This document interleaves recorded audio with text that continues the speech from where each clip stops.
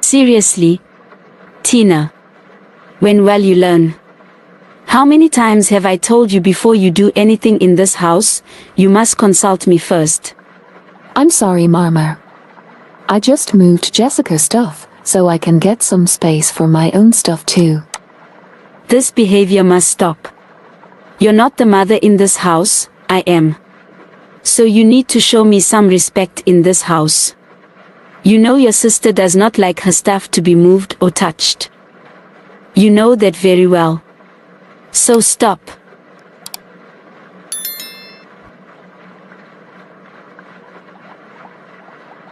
You know what I can do to you.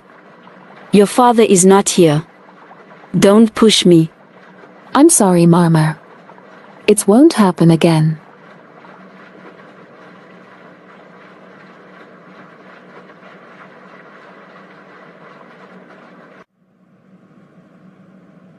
Tina. Tina. Tina.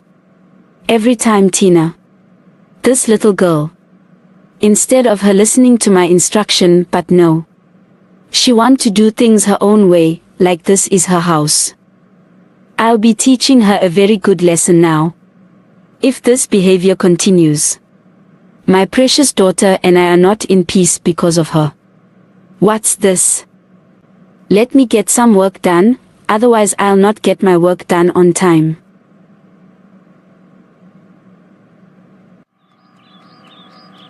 Where is my lunch now? I'm starving and nobody even cares about me. Mama. Mama. Where's Mom, by the way? Let me go and find her. Now what? These girls. I can't get some work done here. What's this? What now? Jessica, come here, I'm at the office upstairs. Mama, Mama. Jessica, calm down, okay my angel. You know I don't like it when you are angry. Tell me.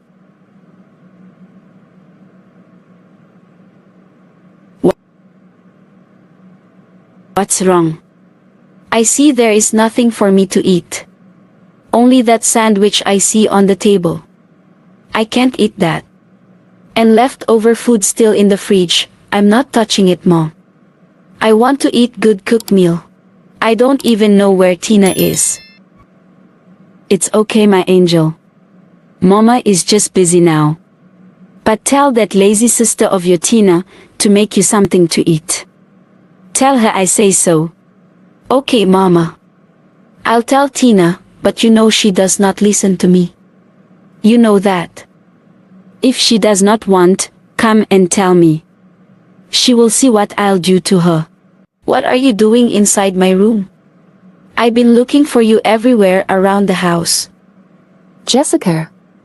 I'm not your friend to talk to me like that. I'm your big sister. So show some respect, okay?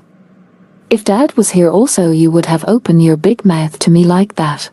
And beside I have the right to be in this room. Anywhere I'm just cleaning up. Mama want to see the whole house clean including your room. I don't know why Mama treats me like I'm not her daughter.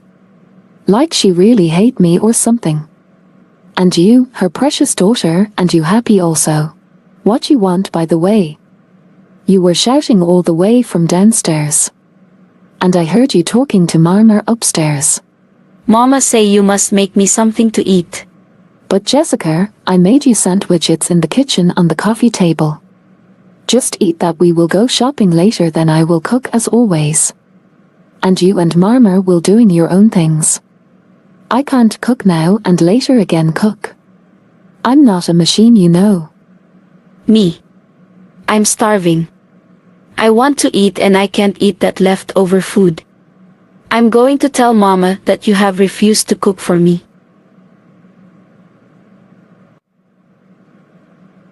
My God. What have I done to serve all of this hearted? why my mother and my sister are treating me like this. Did I do something to offend them? If I did, my Lord, please forgive me. I just want to be happy with my family.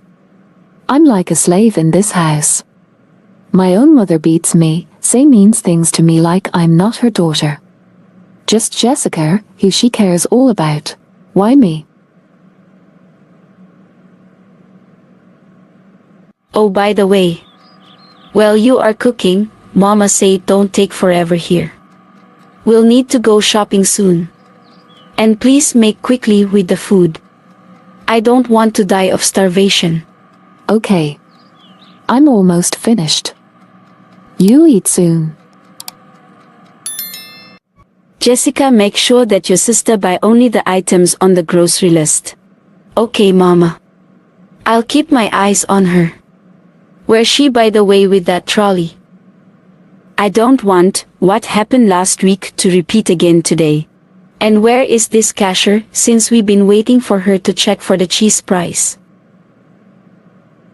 Mama, is Tina cooking? Yes, Jessica. You starving, my angel. Don't worry, whatever you want, just tell me, okay? I'll make sure you get it. Are you happy with the stuff I bought for you? Yes, Mama. Thanks. Tina, how far are you with the food? We are starving, you know. Please make it quick there and make sure after cook leave that kitchen clean. Okay, Mama. I'll make sure I clean the place. I don't know what this girl is cooking. What's taking her so long to finish to cook? Mama, you know how Tina cooks. She always take her time. Like this lunch she made me this afternoon, I almost fainted. She took forever to finish. You better just go check on her. Otherwise, we are sleeping hungry. You're right, Jessica. Let me go and check on her. The way I'm starving, she does not know. Tina, what this mess all about? Look at this place. Why are you cooking like this and yet you dim the lights? How are you cooking? I'm almost done to cook, Mama. And the kitchen is not dirty. Don't talk back when I'm talking, young girl. How dare you? You disrespect me in my house. Finish up and clean this place. Come serve our food on the table. We are not going to starve because of you.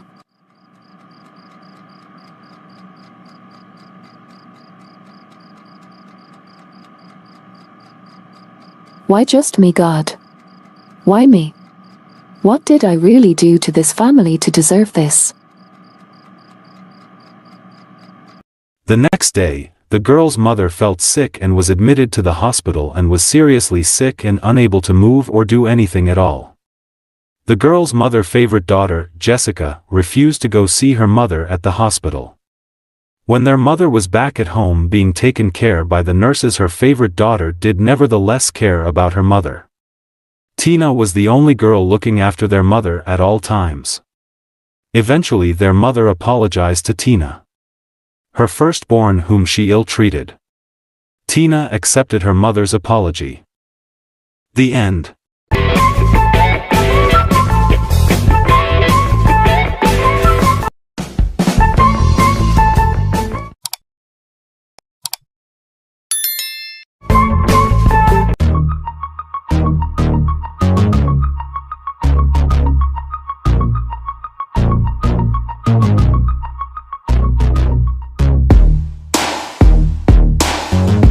Tacky.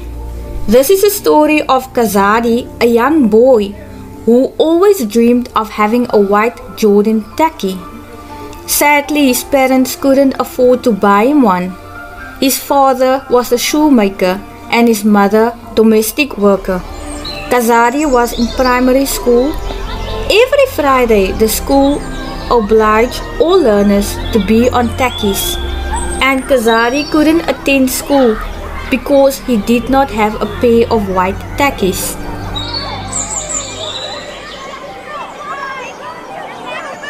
All he was doing, he was making excuses of being sick or sometimes telling his teacher he had a transport problem. Kazadi, my child, where were you on Friday? You were again not in school. Kazadi was a very smart boy. Everybody in his family liked him a lot, including all the children and teachers from his school. As Christmas was approaching, the school principal announced that they will have a Christmas event and all the children must look presentable. Kazadi was one of the smartest boys. His teacher chose him for the speech on Christmas Day. Come here, Kazadi. Get this apple. And guess what, my boy? We chose you for the Christmas speech this year. So came that day. So glad he was, but couldn't show his excitement because he knew he didn't have his favorite tacky. One day, just a month before Christmas, his aunt Susan came visit and found Kazadi in a sad mood. She asked him if everything was okay. He shook his head, then put down his face. Aunt Susan touched him on his chin and asked him again, "Is everything okay, my little boy?" Then she pulled up his face and saw tears coming from Kazadi's eyes.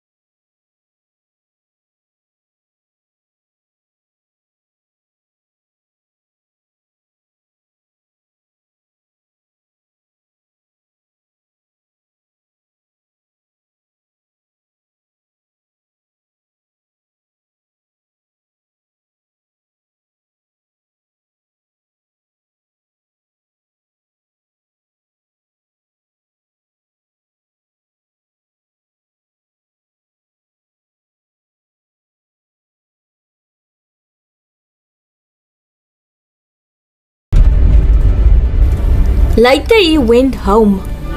"Mom, Mom," screamed Kazadi, "I got the tacky." "Shh," his mom said. "Come close so I can see what you have with you." She laughed at the boy. "Do you want to see it?" he asked his mom. "First guess what kind of tacky it is." He was very happy and started to tease his mom. "I know it's a white Jordan tacky." "Yippee!" they all screamed. "Look, I will keep it for you in a very safe place. You only going to have it on Christmas Day." At night Kazadi couldn't fall asleep. He was dreaming about his new tacky.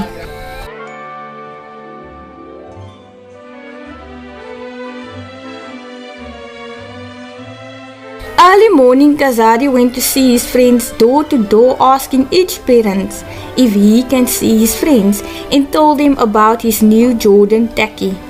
"We want to see it," they told him. It was on a Sunday. Kazadi asked his mom if he can wear his tacky. "No," his mom replied. "You know you can only wear it on Christmas Day. You can't have it before Christmas."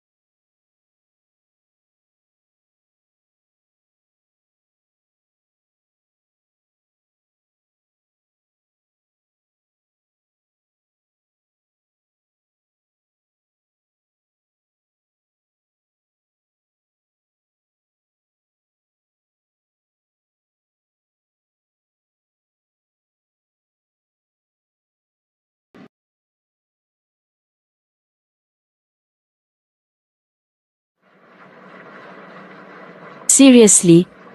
Tina. When will you learn?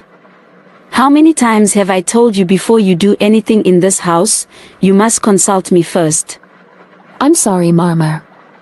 I just moved Jessica's stuff, so I can get some space for my own stuff too. This behavior must stop. You're not the mother in this house, I am. So you need to show me some respect in this house. You know your sister does not like her stuff to be moved or touched. You know that very well. So stop.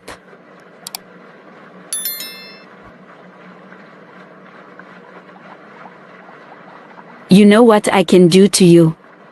Your father is not here. Don't push me. I'm sorry, Mama. It won't happen again.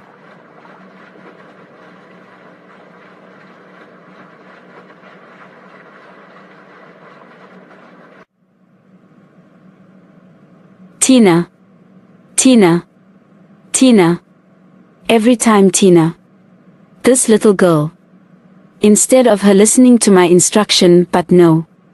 She wants to do things her own way, like this is her house. I'll be teaching her a very good lesson now. If this behavior continues.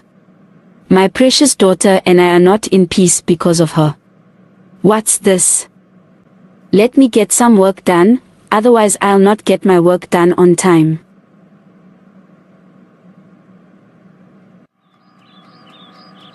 Where is my lunch now? I'm starving and nobody even cares about me. Mama. Mama. Where's Mom, by the way? Let me go and find her. Now what? These girls. I can't get some work done here. What's this? What now? Jessica, come here, I'm at the office upstairs. Mama, Mama. Jessica, calm down, okay my angel. You know I don't like it when you are angry. Tell me.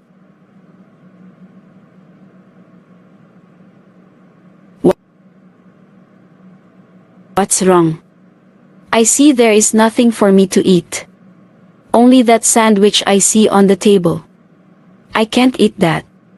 And leftover food still in the fridge, I'm not touching it, Mom. I want to eat good cooked meal. I don't even know where Tina is. It's okay my angel. Mama is just busy now. But tell that lazy sister of your Tina to make you something to eat.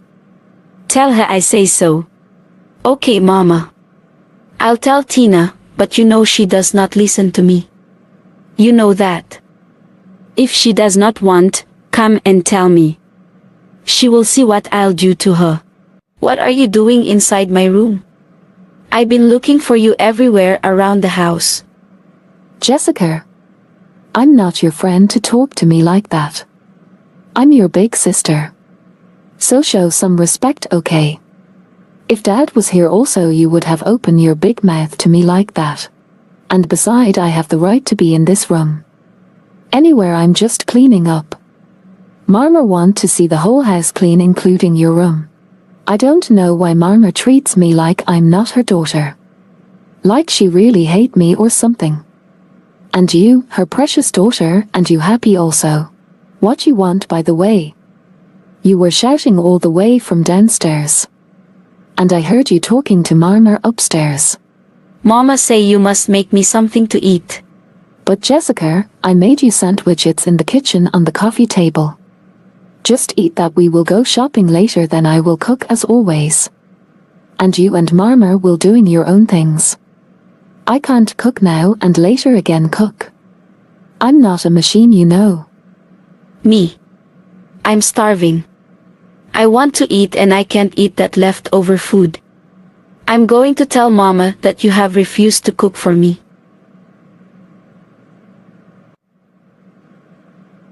My God. What have I done to serve all of this hearted? Why my mother and my sister are treating me like this? Did I do something to offend them? If I did, my Lord, please forgive me. I just want to be happy with my family. I'm like a slave in this house. My own mother beats me, say mean things to me like I'm not her daughter. Just Jessica, who she cares all about. Why me? Oh, by the way. While you are cooking, Mama said don't take forever here. We'll need to go shopping soon. And please make quickly with the food. I don't want to die of starvation. Okay. I'm almost finished. You eat soon. Jessica, make sure that your sister buy only the items on the grocery list. Okay, Mama. I'll keep my eyes on her. Where's she, by the way, with that trolley? I don't want what happened last week to repeat again today. And where is this cashier, since we've been waiting for her to check for the cheese price? Mama, is Tina cooking? Yes, Jessica. You starving, my angel. Don't worry, whatever you want, just tell me, okay? I'll make sure you get it. Are you happy with the stuff I bought for you? Yes, Mama. Thanks. Tina. How far are you with the food? We are starving, you know. Please make it quick there and make sure after cook leave that kitchen clean. Okay, Mama. I'll make sure I clean the place. I don't know what this girl is cooking. What's taking her so long to finish to cook? Mama, you know how Tina cooks. She always take her time. Like this lunch she made me this afternoon, I almost fainted. She took forever to finish. You better just go check on her. Otherwise, we are sleeping hungry. You're right, Jessica.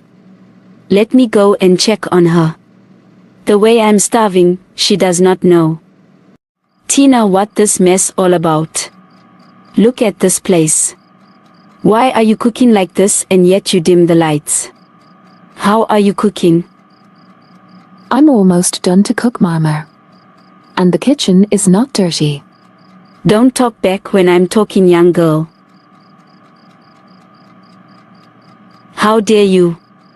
You disrespect me in my house. Finish up and clean this place. Come serve our food on the table.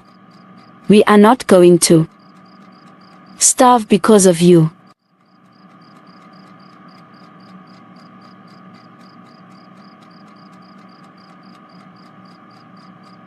Why just me, God? Why me? What did I really do to this family to deserve this? The next day, the girl's mother felt sick and was admitted to the hospital and was seriously sick and unable to move or do anything at all. The girl's mother's favorite daughter, Jessica, refused to go see her mother at the hospital.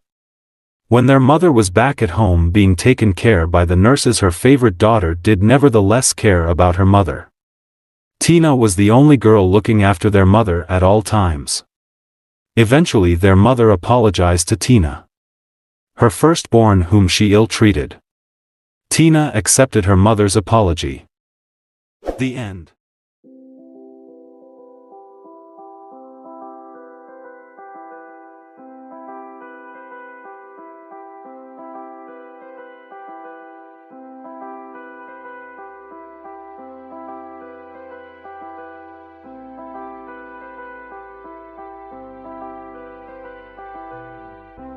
There was once a father with his teen daughter by the name of Angela. Angela was a very sweet young girl. Her mother passed away just after giving birth to her. There was complication occurred when Angela's mother was giving birth to her. The doctor could not save both the mother and the daughter. Angela's father raised her by himself and made her feel like a little angel. He raised her till she was mature. Angela's father didn't want to rush into marriage yet. He waited for his little angel to grow up first for him to get married again. One day Angela's father called her to have a chat. As they always do, but this time the chat was different. Angela's dad said, "My daughter, I have some good news to share with you. Remember the last time we had a chat and I asked you how you would feel about me getting married again?" Yes, Dad, I remember very well. Okay, I've been thinking about that and I have decided to get married again. To give you a new mother. Dad, I have no problem on that. I'm just concerned of the type of person my new mommy would be.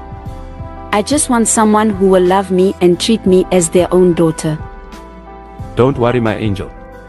This new mommy will treat you as her own. Nobody will mistreat you. Okay, my angel. I'll always be there for you. Okay, Daddy. If that will make you happy. I'm happy too.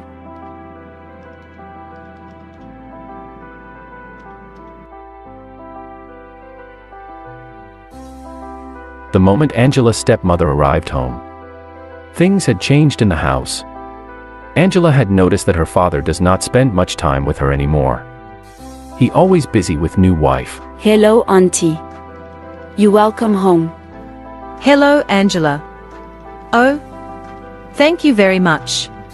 Whenever I just want to spend time with my dad, my stepmother always seemed to be in the way. She will distract my dad or tries to send me to do something else. House became a place that I no longer wanted to be at. I started to feel depressed and bored. The only place I was enjoying was at school playing with my best friend Jackie. Being at school was the only time I felt free, like I was not being told to do this and that, but also at the same time tiring because I was not focusing at my school work. By the time I just step my foot at home, I will not rest till night falls. I was not the same child as I was when it was just my dad and I. My stepmother came and things are not the same. I thought my stepmother will be different from what I always hear from friends, how they stepmother mistreat them. My stepmother was the mean person ever and cruel. She'll give me chores to do throughout the day. In the morning before I go to school, I had to make sure that the house is clean, and by the time I get to school I'm exhausted. I sometimes get to school very late, or sometimes I just don't go because she stops me from going to school. She always tell me school is not good for me and that I'm a failure. She makes me do all the chores at home, and if I don't, she punishes me and I can go 2 to 3 days without eating. My dad has forgotten his promises to me. He has been blinded by love. When my dad comes from work, I don't get to see him. My life been miserable ever since my stepmother came in our lives. I so miss my mom.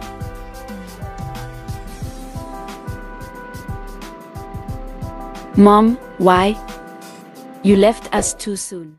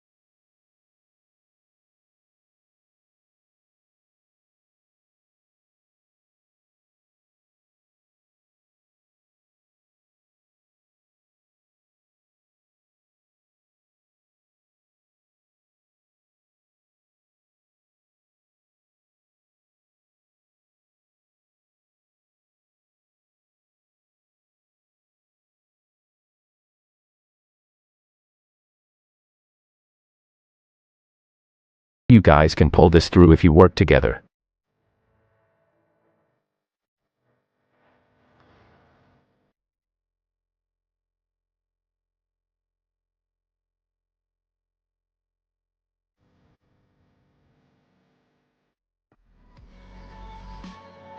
You were supposed to be here at 12 p.m.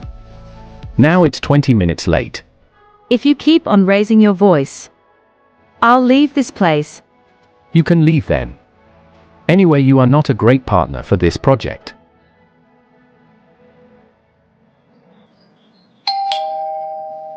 What you want here? You said, I'm not a perfect partner. I'm very sorry for what I said. Please let us be a team again. I love you and I miss having you around. I miss you too.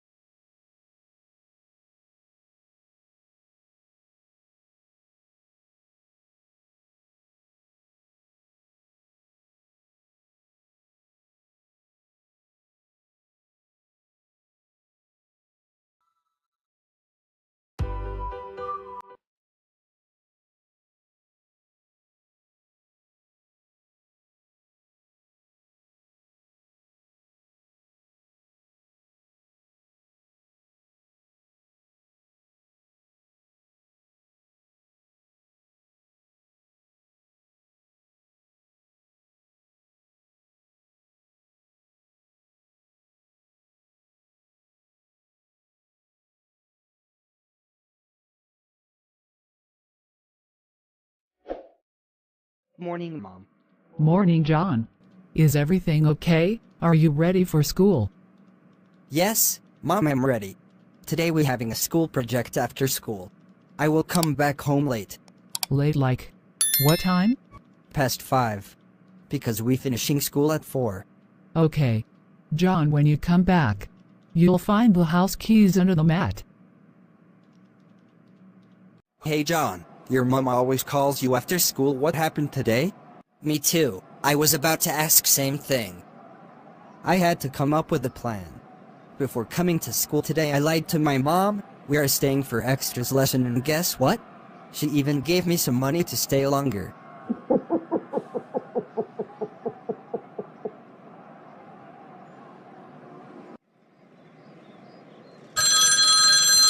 Hi, this is Mrs. Barnett speaking. What? Where? When? How? Okay, I'm on my way, coming there right now.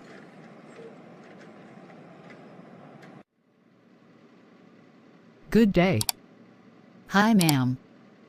I'm here to see my boy whom was admitted this afternoon, along with 2 other schoolmates. Oh, I see. What's your child's name? John Duffa. John Duffa. He's in room A305. Thanks. But John, how did you end up here? You told me you will stay at school for your school project. How did you get yourself at Boy Square and drinking? For what I heard from the school principal, you all left school very early at 12 o'clock. Instead of you to tell me the truth, you lied to me. You see, now look at you laying on the hospital bed. All your friends lost their lives after the accident. When are you going to stop to lie?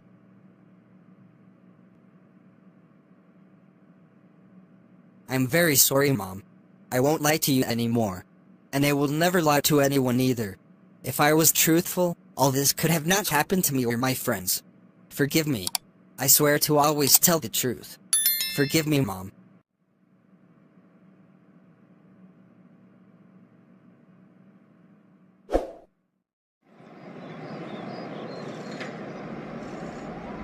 I've been walking for 50,000 miles away from my home, looking for a better life.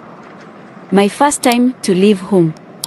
I was very excited knowing that I will realize of myself and 50% of my dreams after arriving in a foreign land.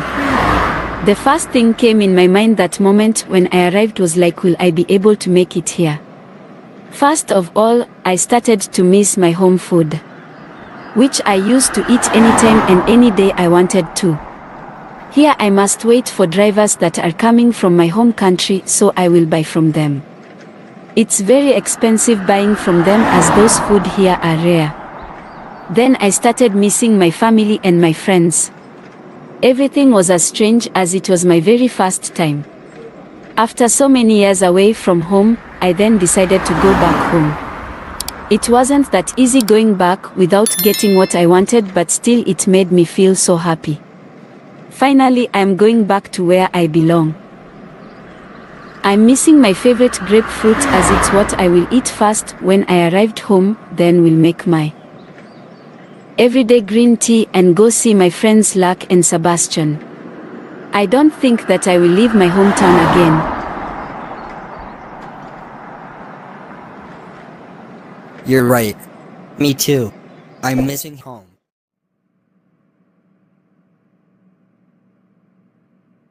Steve, you're up next. Tell the class your story. Okay, Mr. Joe. Hi everybody. The title of the story is called My Uncle's Bicycle. Uncle Tom had a huge bicycle. He never allowed us to use it. Not even his favorite pet was allowed to sit next to it. No one was allowed to ride Uncle Tom's bicycle. Now, I became curious each and every day. I felt like I must ride it. On Sunday, everybody was out. My mother and my father went to church. On that early Sunday morning, Adriana went to fetch her new shoes at the park station. Uncle Tom went out with his friend. His bike was left at the background and tied it with a big chain. I had to figure out how to unchain it and ride before Uncle Tom come back home. Yeah! I managed to unchain it. I was riding it the whole town. I saw my friend Tad. While riding, I called him to join me. Tad asked me, "Is that Uncle Tom's bike?" I said yes. He asked me what did I do to let Uncle Tom to allow me to ride his bike. I replied to him that I managed to take it. Uncle Tom was not around in town. As we were riding, we had a sound like a puncture sound. Oh no. Man. My goodness. Tad, are we going to do now? The tire was damaged. Tad suggested we take the bike to the Wiseman to get a new tire. On our way back home from the Wiseman, we went immediately to return the bicycle. As we were approaching the house, we saw Uncle Tom outside the corner of the house and waited patiently to see if Uncle Tom might leave so we can return the bicycle. As we waited patiently, Uncle Tom continued to chat to his friend. We then come with a plan. Tad to go distract Uncle Tom. Well, I left the bicycle in the corner and had to go get the gin. By the time I came back to get the bicycle was no way to be found. After searching every way, I realized that the bicycle was stolen. Well, that's my story, class. Wow, Steve. I'm impressed. That was a wonderful story. You may sit down now.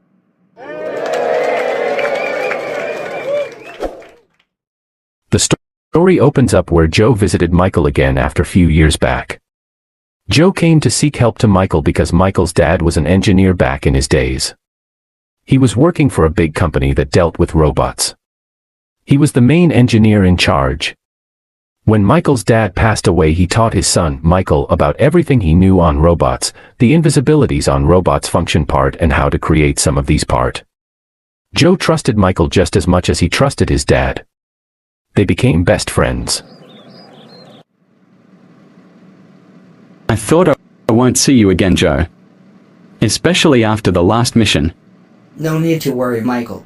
I will always be there for you when you need me. Like I told you before, just call and I will be there. You know the last mission we had here on Earth. You're the one we should always thank. My people and I are truly grateful for your help. You know I can bring the whole arm of robots, including the Android 5 and 6 here on Earth, and those are our new army of soldiers. They are very tough. Seriously? Wow, Joe. That's great news, new army. I can't wait to meet them. You will. I will take you there to see them, and besides we will need you also to clean up. Remember the disaster we had? Disaster?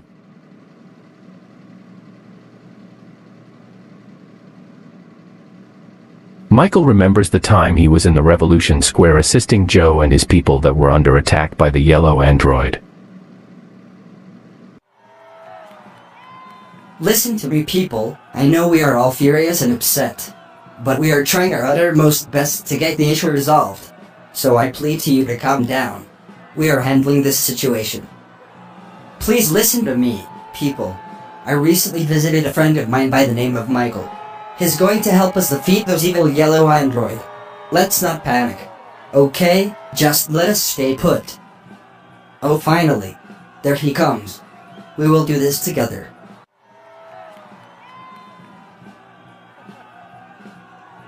Thanks for coming, Michael. This means a lot. Look at my people, they are not well. You need to help. No worries, it's my pleasure.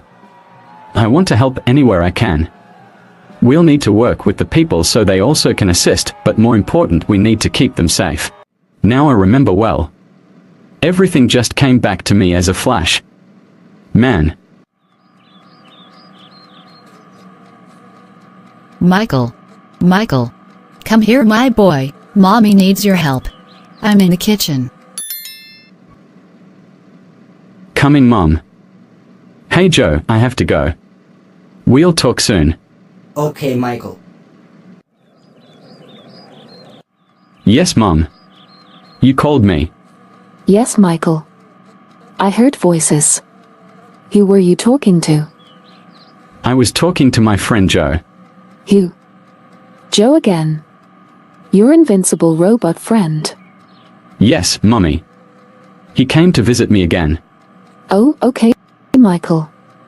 Are you sure you're fine this morning, my boy? Mom, I'm great, thanks.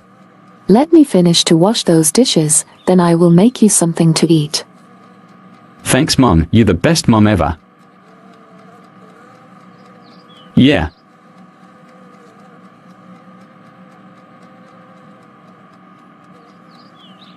See you later, Mom. Just let me know when my food is ready. Okay, my boy.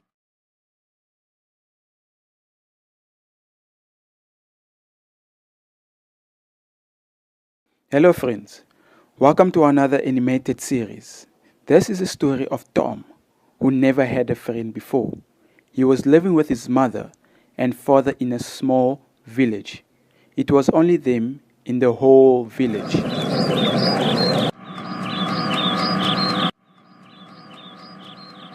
Dad, why are we the only one living in this town? 'Cause it's nice for us to live here, my boy. Patient, son. They will come, my boy. Don't worry.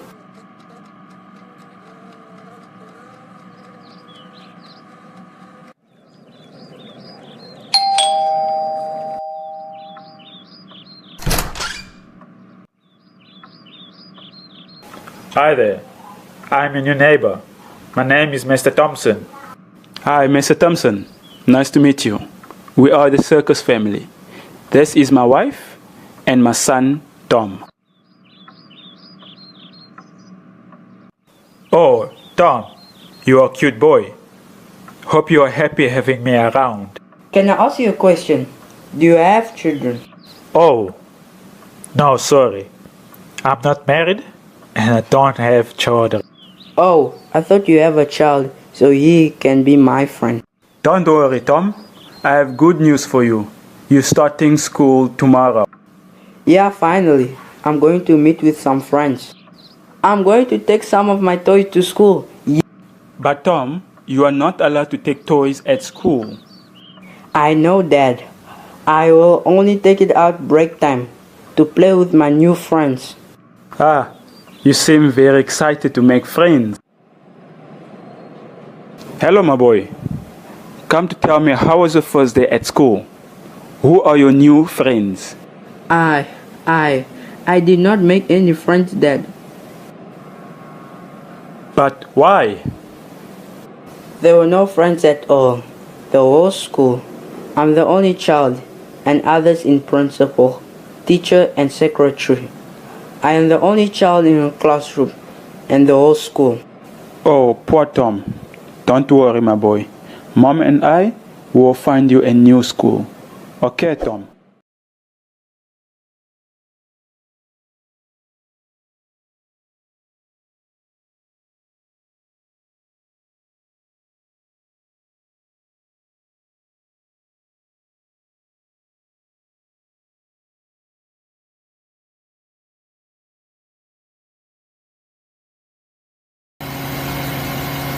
Master Kim. Let's hope the mall will be empty. We are in season, so this time of the year the mall are very packed. I know, Scott. I hope so too. I don't like being in crowded mall. More especially waiting in queues. Yes, true, Master Kim. We are almost there. We need to get back home quick after shopping, Master Kim. Your father will be going to work soon. He wanted to speak to me about something. No worries, Scott. We won't take long at the mall. Okay, Master Kim. Good afternoon, Mrs. Johnson Gnome. Hi, Scott. Are you guys back already from shopping? I hope that boy did not buy all the jewelry from the store. He did not. I picked quality, and plus he has a good eye for jewelry cause he picked all the jewelry that they recently stock in store. All new ones. I know my boy definitely. He looks very expensive things and when see them, he know how to select good ones. By the way, where is he? I hope you didn't leave him at the store. No. He's still outside. I think he's on his phone. Oh, okay. No worries, Scott. By the please do get me one of the cleaner to have my car new. I'll be leave soon. I have a meeting to attend to. Okay. We'll get a cleaner to clean your car now. Hello, Mother. Hello, my boy. How was your shopping? It went well, Mother. I'm just exhausted from all the shopping. I feel sleepy. Okay, my boy. First come here and show me what you bought. Scott told me you picked all the new stock only from the store. So show me. What have you got? No much, Mother. But yes, I picked most of the new item they had in stock, and apparently all just recently arrived in store. I happy I was the first person to get my hands on them. Okay, my boy. I'm happy for you. By the way, Mother, where is Dad? Your father was here, but he left for work. He has an early morning meeting to attend to. I'm also leaving soon. I'm meeting my friend Rose for coffee at the Palms Cafe. Okay, Mother. Hi, Scott. I will be stepping out at the moment. I just want to get fresh air outside. Oh, I see, Master Kim. Do you want me to get the car and drive you? No, Scott. I will be okay by myself. I will drive. Thanks, I won't take long. We'll be back within an hour.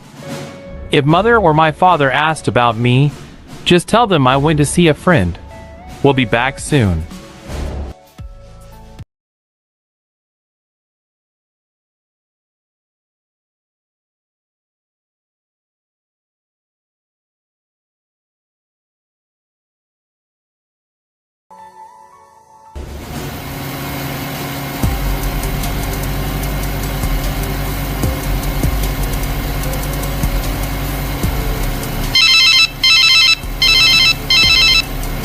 Hello, Scott. What's up?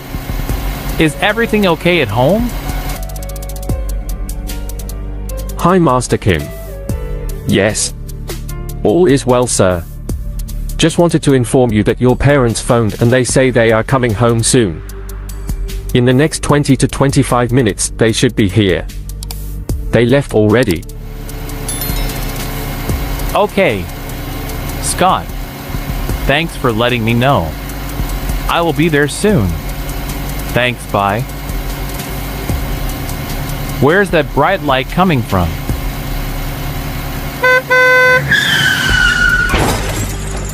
Police to report at address Chenin Avenue, corner of Biscuits Road. 2 vehicle intersect accident here to report. On it.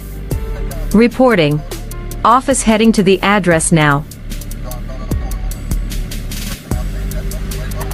The news about Kim was all over the country, that he died from a car accident. The richest family had lost the son, was a big tragedy to the family. Meanwhile, the family, not knowing that the son Kim was rescued from that car accident before the car had gone in flame.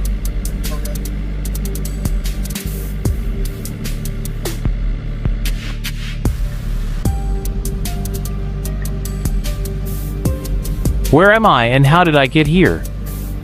This place looks strange. Hi, I see you are new here. What's your name and where are you coming from? Hi. Sorry, I don't where I come from, and I don't remember my name. Where am I? Oh, I see. Okay, you can stay with us till you regain your conscience. Let's go and get you something clean to put on. Thanks. No worries, you'll thank me later. This area is not a good place to be.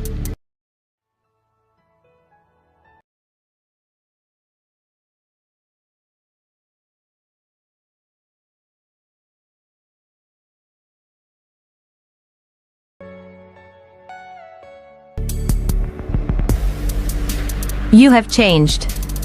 Look at you. You look clean and back to normal. Now what we have to do just help you to get your memory back. So till now you don't your name. Thanks, Jean. Yeah. Thanks to you. I mean, you're trying your best so I can recover and get back to myself.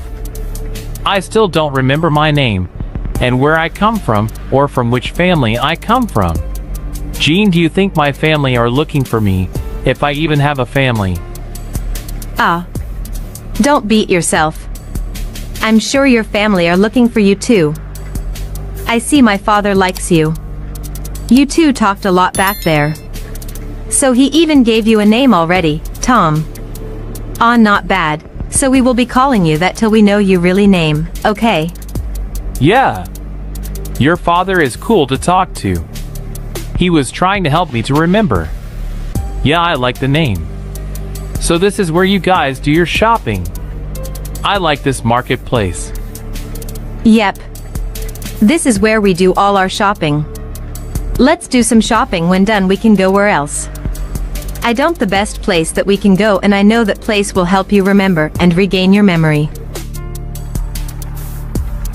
This is the place where my dad and I always used to visit. Has the best view in town. It's what makes me happy, seeing all these beautiful things and just peace and quiet. This place is beautiful indeed, Jean. Wow. The view is amazing. You know? Just like you. You're amazing. I mean, look at this. You've been helping me out ever since we met. You mean a lot to me. You're not just a friend, you're more than that.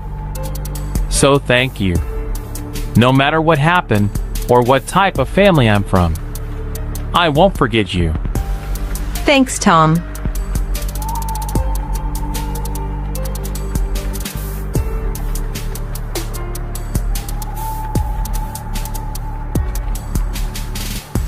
Whilst Kim was still living with Jean and her father, Kim and Jean fall deeply in love with each other. Kim was finally regain his memory and knew who he was and from which family after doing research and just speaking to people. He also came across a family picture that his whole family was in it in the Time magazine newspaper. Kim was finally reunited with his family. Finally, my friend, it's been a while since we done this. Just me and you out for a drink. True, Lisa. We are been working and no play. We are not robot, you know. Yeah, we need some fun and play in our lives. Ruth, tell, so how's that new boyfriend of yours? Are you still dating? My friend, that guy, I dumped him the same day. He's a broke guy. I'm not interested. Hey Ruth, that just rude. Don't do that again. They are watching us. And besides, you don't know the guy. My friend, listen to me. That guy, from the way he looks, he has nothing that he can offer me. Don't judge the guy, Ruth, you don't know him. He's not that bad, Ruth. Maybe if you get to know him first, things can be different. Hi ladies. What are you doing here? I told you, I'm not interested. In fact, we are not interested, so leave us alone. Ruth, don't be rude. Sorry, I'm here to speak to your friend. I said we are not interested. Ruth, it's okay. I'll have a drink with you. I see your friend don't like me. Oh Ruth, please don't mind her. But no offense, Ruth is something else. She like expensive things and very picky. I see, she will miss good things in life.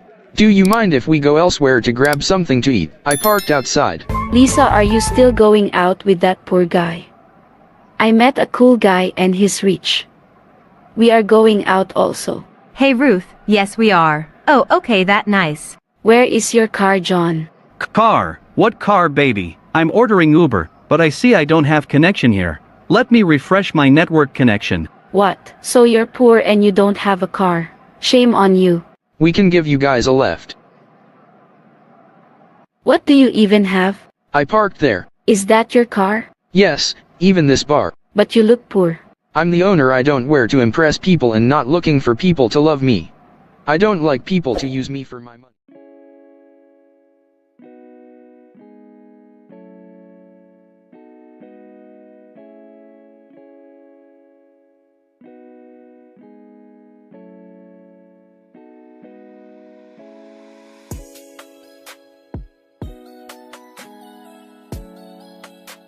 Once upon a time there was two brothers named Kevin and Vincent. Vincent was the elder brother, living with both of their parents. Their parents loved them so much that they gave them everything they wanted. They had so much fun together. The twin were best friends and nothing would separate them. They were attending the same school, attending the same karate classes and in the same football team. Everywhere they go together. One day the twins were on their way back home. They had missed their school bus. One of the twin brother Kevin was still busy finishing an exam test. When rushed to the bus had already left.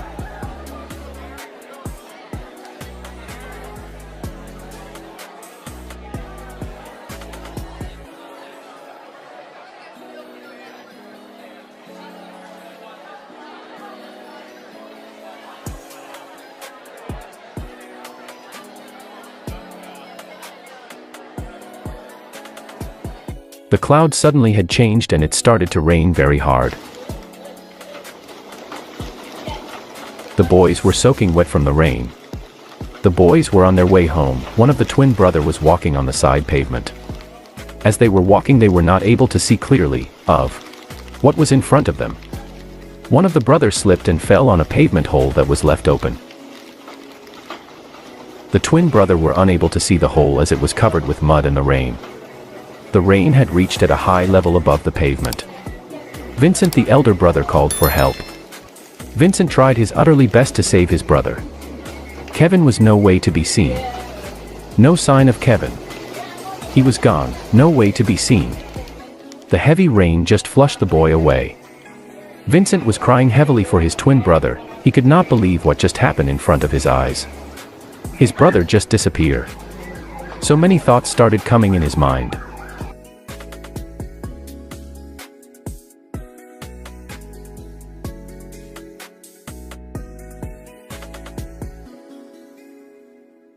What am I going to say to our parents? What are they going to say about me? I'm the big brother. Now going back home without my little twin brother. By the time I arrive home, I saw my mother preparing dinner. My mother had already placed the dinner plate on the dining table. When I entered the house, the first thing mother asked, "Where is Kevin?" Kevin always the first person to enter the house after school and has always runs towards mom and hugs her. But on that day mom was sad before I could tell her what had happened. I looked at mom and I told her what had happened.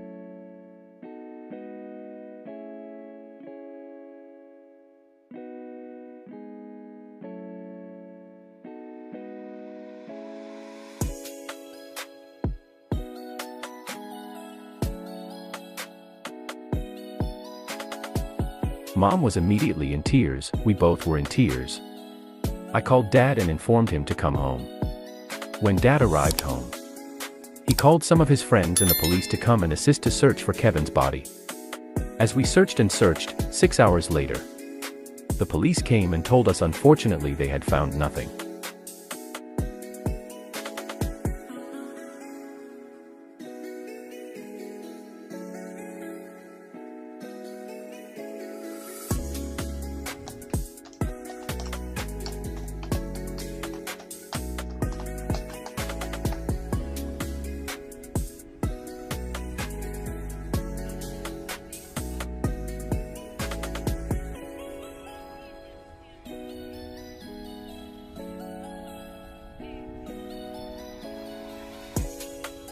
The family were devastated, broken by the loss of their son Kelvin. The end.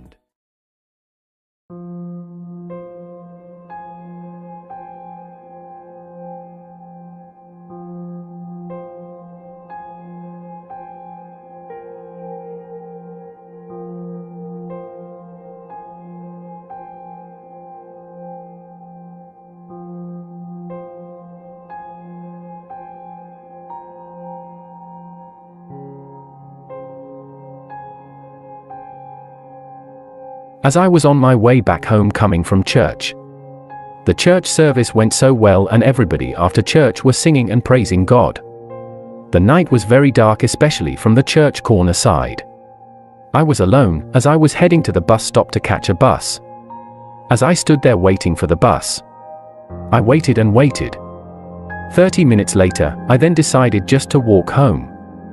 Home was not too far away, was about 20 to 25 minutes away, but at the time and moment in space I knew was a bit dangerous to walk, but I had no choice but to get home to my family. I was walking on the side pavement where there was a bit of light.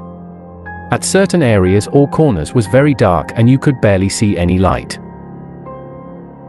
All the street shop vendors were closed, but only one store on the opposite side, the traffic light. The store was still open, but the security gate was locked to prevent people going into the store because it was night time.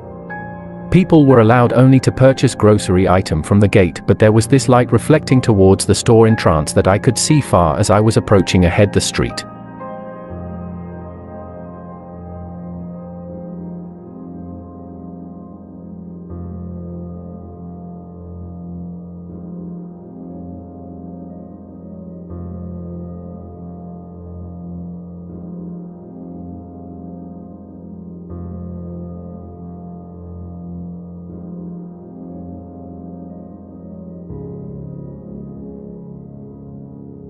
closer I got to the corner of the store, the louder I heard this loud sound coming from the across the road opposite the store.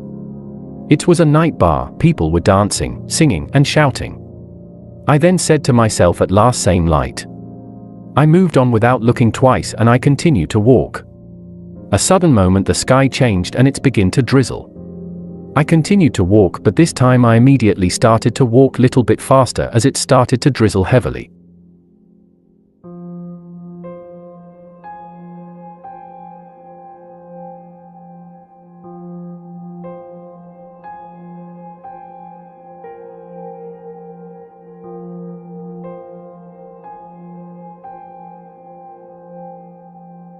As I approached the one corner without looking clearly, 4 people ahead of me and stopped me brutally.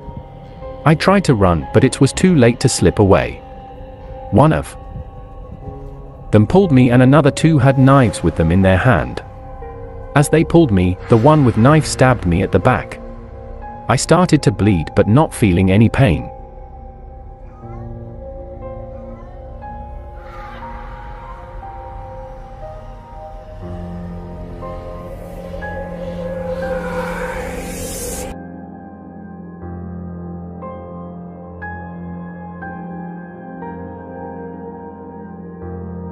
I could only feel how the bleed was pouring out from my back. They took everything I had. My small shoulder bag with along in it my phone and wallet. The most important thing was that I was still alive and breathing.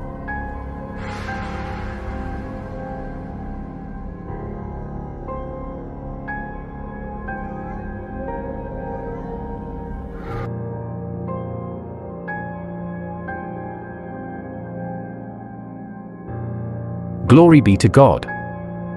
The end.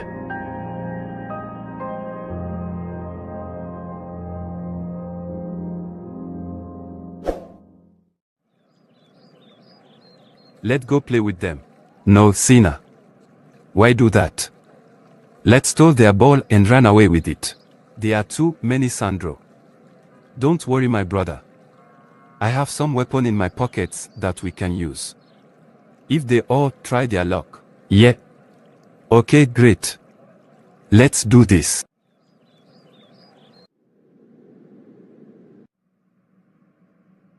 Brother, there they are. Let's get the ball and make it ours. Yeah.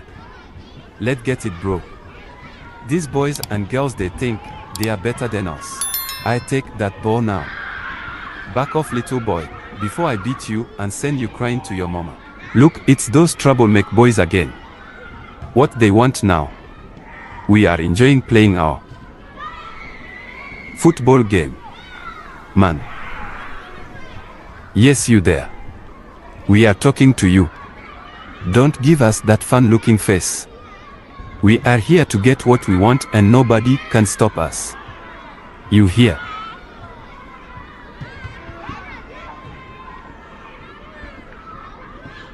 Yes, my friend. Me too. I can't stand these 2. I don't know. What do they want now? Man. These 2, they can work in my nerve. Let's see what they want. I'm tired of getting bullied by these 2 boys. You are saying? I heard you from far coming this side. Don't play with us. We are not playmates, if you hear me. Get that.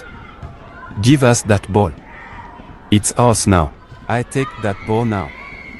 Back off, little boy, before I beat you and send you crying to your mama. Okay. Sina, just take it and leave us alone. Hey, you there. What you looking at? You too, little girl. Don't let us come to you there. Hey bro, let's hit the road. We have the ball. Sure bro. Let's go. Hey bro, we got it. Finally. Those little boys and girls are scared of us, bro. Did you see the look on their faces? Yeah bro. I saw that. Kick that ball here, let me try it. Let's go home. I'm exhausted, bro. Me too, bro, been a long day. Sina, stop playing on top of the bridge. You are at the edge of the bridge. Careful, you can fall. Watch it. Sina. Sina.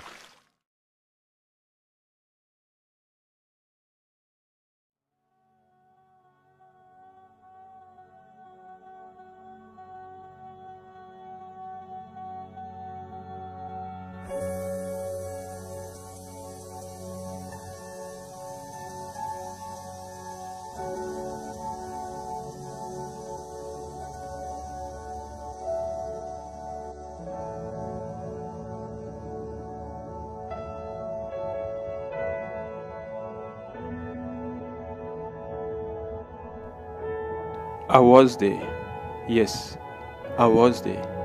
Just like you, who is listening to my story now.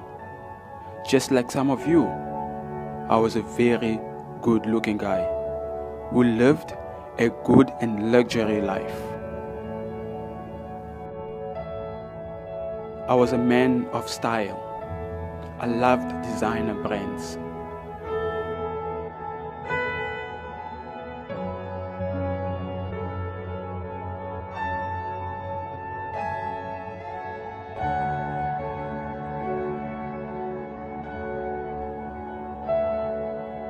I was well-groomed, handsome, dressed, expensive designer clothing.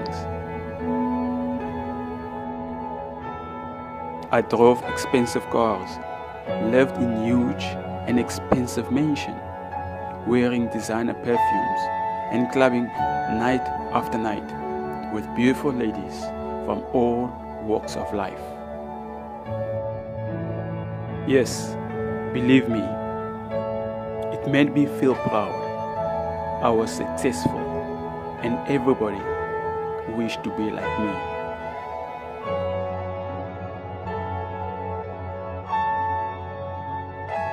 My life was all about clubbing, hanging out with friends, driving fast cars and drinking.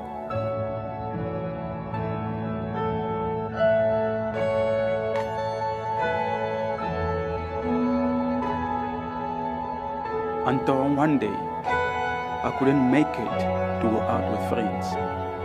I felt weak, very weak. Quickly, I called my doctor. The moment he arrived, I got hope of getting my strength back. As time went on,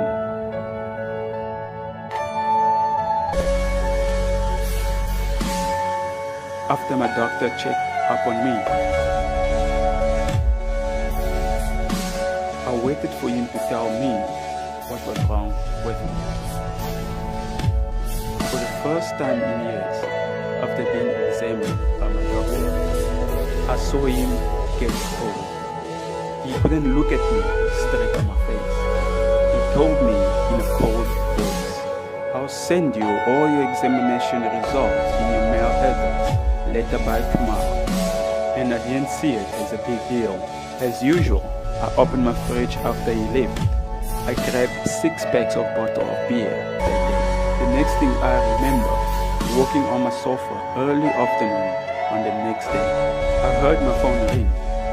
The moment I checked the phone, I see a mail from my doctor, and this is what it says. "Dear John, hope this mail finds you. Sorry for delay with regards of the examination results, as I need to rerun the test for confirmation. I wish we could have done this face-to-face instead of a mail.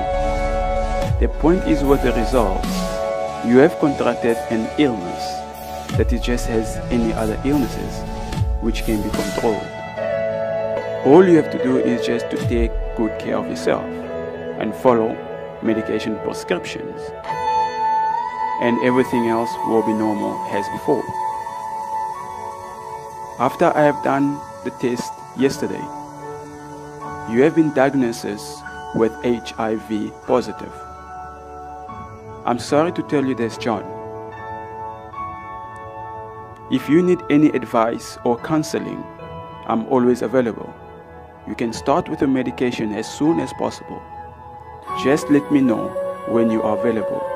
Thanks.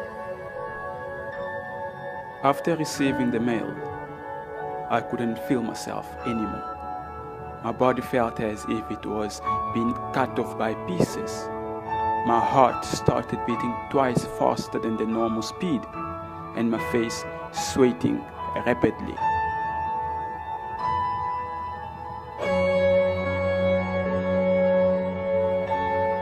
My stomach started to make sound as if I ate something wrong. Since that day, my life was not the same anymore.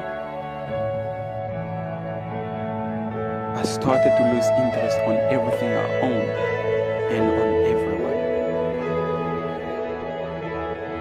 Money, cars, clothing, ladies, all those were now meaningless to me. I decided to live my life as nothing was going on. Alone, I fought the battle. I fought the disease. Sadly, I couldn't fight no more. My body became weak and weaker. There was no one left by my side. I became lonely, though I had my family around. I felt emptiness in me, though in a certain early Thursday morning, laying on my bed, I tried to open my eyes and my mouth, but I couldn't. Tried to move both my legs and my arms, still I couldn't move. My body felt so cold, and I closed my eyes. I felt my soul leaving my body. Then I realized it was the day I left this world. As I could hear a crying sound of my family members and some friends that I can still remember. I pray for a second chance if I could restart my life again, to fix everything. But it was too late.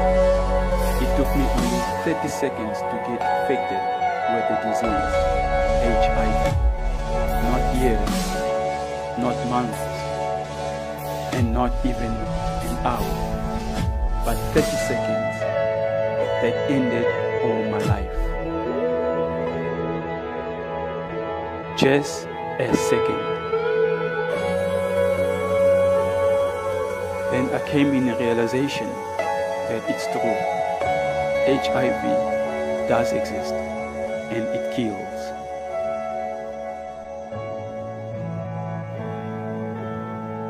But not many people are aware of it and don't talk about it. But it's true. HIV existing among us.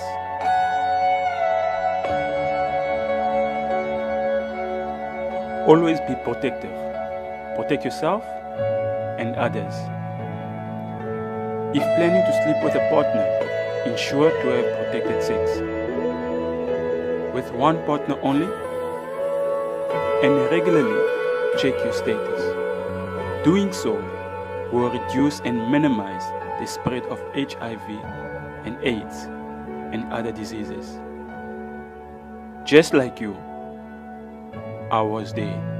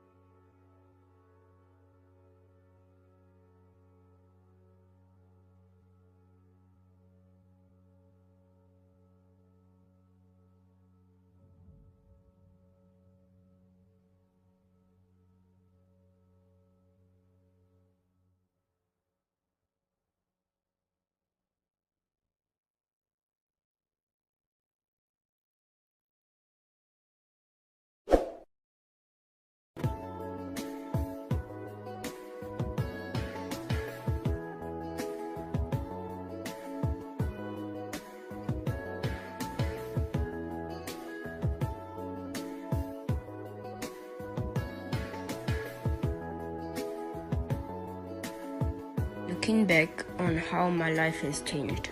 I always hear of the hardship of living in a refugee camp, but I never thought that one day I'll also end up living in a refugee camp. I'm from a peaceful country. Since I was born, my life was beautiful. Every morning during the week, I will go to school along with my dad. He will be singing for me while driving his car after school. My baby sister will raise her hands and smile. When seeing me, that was the most beautiful part of my days. And my mom will always give me kisses and she will ask me to tell her about my day at school. Life was perfect until one night while sleeping. I heard my dad whispering with my mom, whom were crying. I did not know why.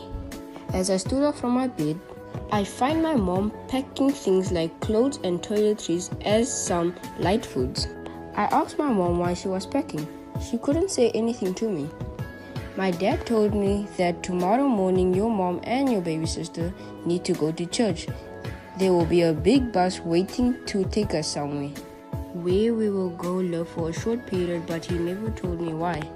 Around early morning after that night, I heard so much noise from different voices. Men, women, children. I checked on my room window. I see so many people running all over the town. Some houses were on fire, others collapsed. People getting hurt, some died from gunshots. I quickly ran downstairs from my room, calling my mom. Once I opened the kitchen door, I found my mom laying on the floor with her mouth and eyes widely open. My baby sister next to my mom's body, sucking her breast.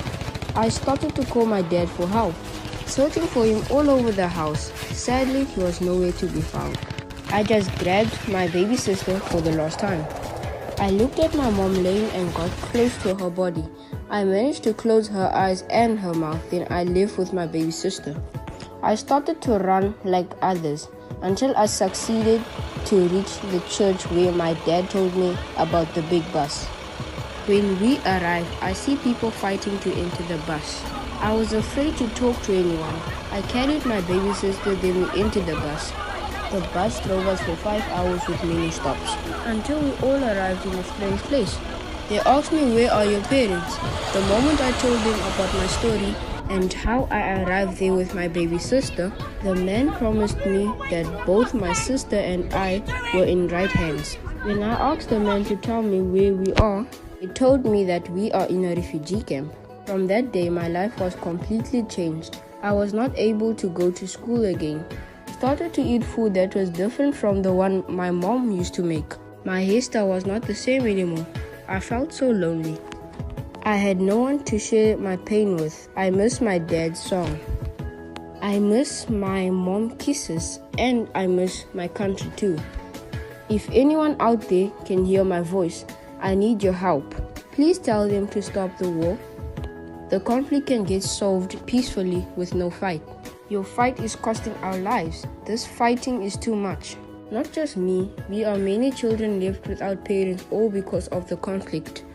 Mothers are crying for losing their children that they carried within 9 months, plus the labor pain. Family lost their houses that they worked for so many years to build. As one of the child in this refugee camp, I plead to you, please hear my voice. I am one of the victims crying out loud. Let us heal the world. Dialogue is the main key to peace.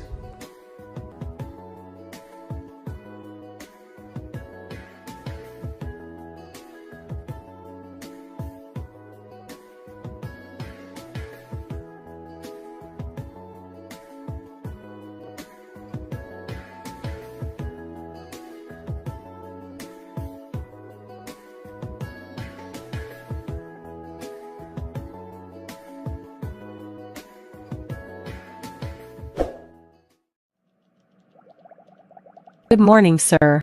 Morning, madam. How may I assist you? My name is Karen. I'm here for the new vacancy position available. Oh yeah. Karen, you are the new lady. Nice to meet you finally in person. We've been just hearing a lot about you. My name is Peter. If you need anything, don't hesitate to ask. Thanks, Peter. We'll do that. Let me show you to your office. Look at me now. My new office. I'm going to run this office. When I'm done, I'm going to take over this company and be the CEO of this.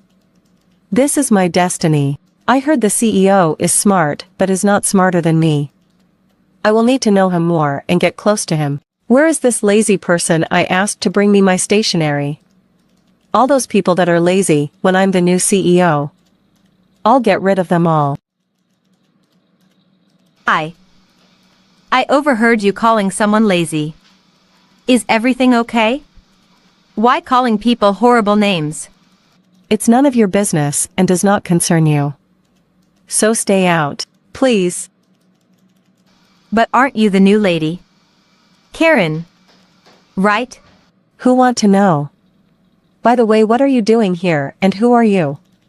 If you have nothing to do, clean the table and get what you came here what and out of this office. Just came to get some documents here, that's all. Okay, just go. Hi, Karen, we are going for a meeting. The CEO has requested to meet with us all. Oh, okay. Finally. I can't wait to meet the CEO. I will show him that I'm good at my work and what I do. The CEO is not a he, it's a female running this company. You mean a female is in charge of this company? Okay. If this company is being controlled and run by female, this means I can rule over this company. I just need to beat her on her own work. I need to get close to her. So first I'll assist her at all times whenever she did help for me to get closer to her. Hi. Oh, I see you still here. I thought you went for lunch now. Do I look like I need lunch? I'm not lazy like you or any other staff here. Okay. Aren't you one of the secretary or a cleaner? I'm not for your information. Well, you look like one and certainly dressed like one too. Why are you being so mean? Since I met you, only negative and ruthless behavior I'm seeing and getting from you. You know there is a saying, never judge a book by its cover. Just don't tell me that nonsense. Okay, just keep that in mind. Oh, by the way, there is a meeting in 15 minutes with the CEO in the boardroom. Welcome everyone. We are just waiting for the CEO to join us. She just had a quick meeting to attend to. When she arrived, then she will lead the meeting. Sorry, I'm late everyone. Welcome Miss Johannes. We've been just waiting for you. Before I start, I want to dismiss Miss Karen here, and that she will no longer step her foot in this company. You may leave the boardroom, Miss Karen. Miss Karen. A friendly advice, never judge a book by its cover.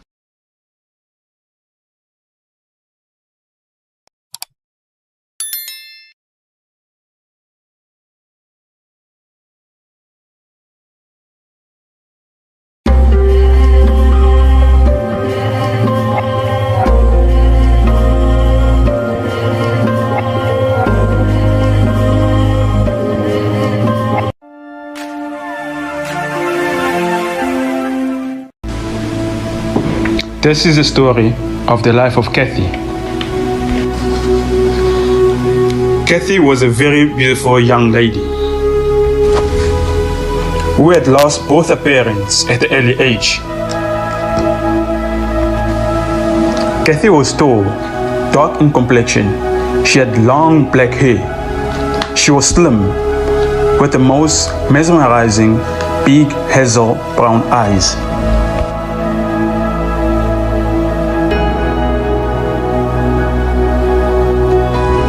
Kathy had been living with her uncle, who was married but did not have any kids. So, he and his wife raised Kathy from the day her parents passed away. Kathy was such a soft-spoken and hard-working young lady. One day, Kathy's uncle got a visit from his neighbor. The man has brought such interesting news that caught Kathy's uncle attention, who told him, I am in search to find my son who lives in the city, a beautiful, young, virgin lady who would become his wife. And I thought about your niece, if you won't mind. The moment Kathy's uncle heard about the word city, without waiting for the man to finish talking, immediately he became very excited about the news. He was so interested about the neighborhood wonderful proposition. He quickly went to inform his beloved wife, who also was excited about the news. In the excitement, they both agreed to the marriage proposition, forgetting to inform Kathy about it. After a few days had passed,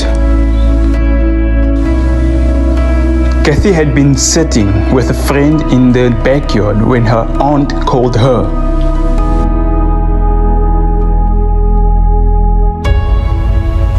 She had something very important to tell her. Kathy's aunt told her about the proposal and pointed out about the glamorous life she will have if she accepts to marry the man from the city.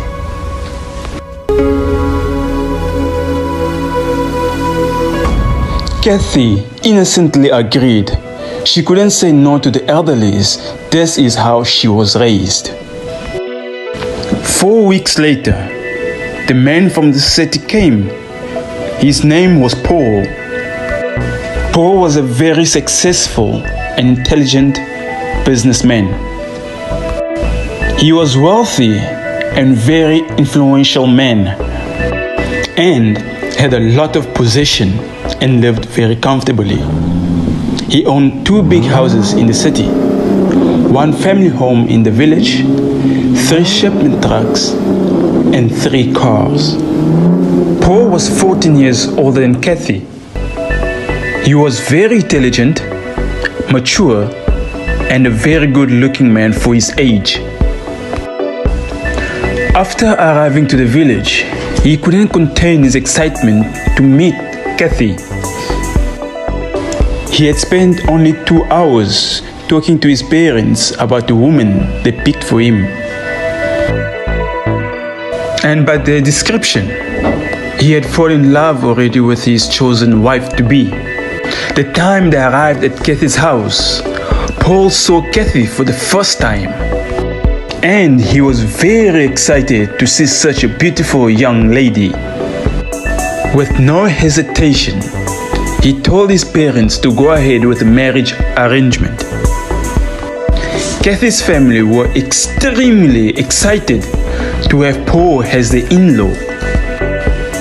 Only after 1 month, everything had been finalized. Paul and Kathy got married and were officially husband and wife. Then, Kathy started to dream of how her life will be with Paul in the city.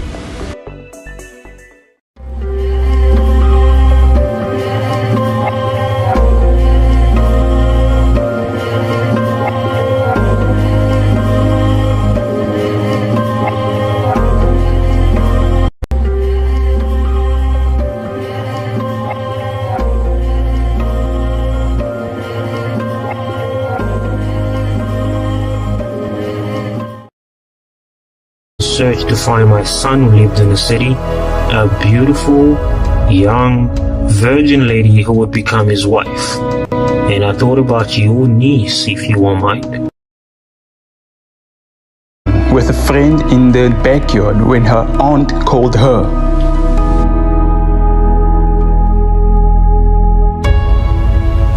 She had something very important to tell her. Kathy's aunt told her about the proposal and pointed out about the glamorous life she will have if she accepts to marry the man from the city. Paul and Kathy got married and were officially husband and wife.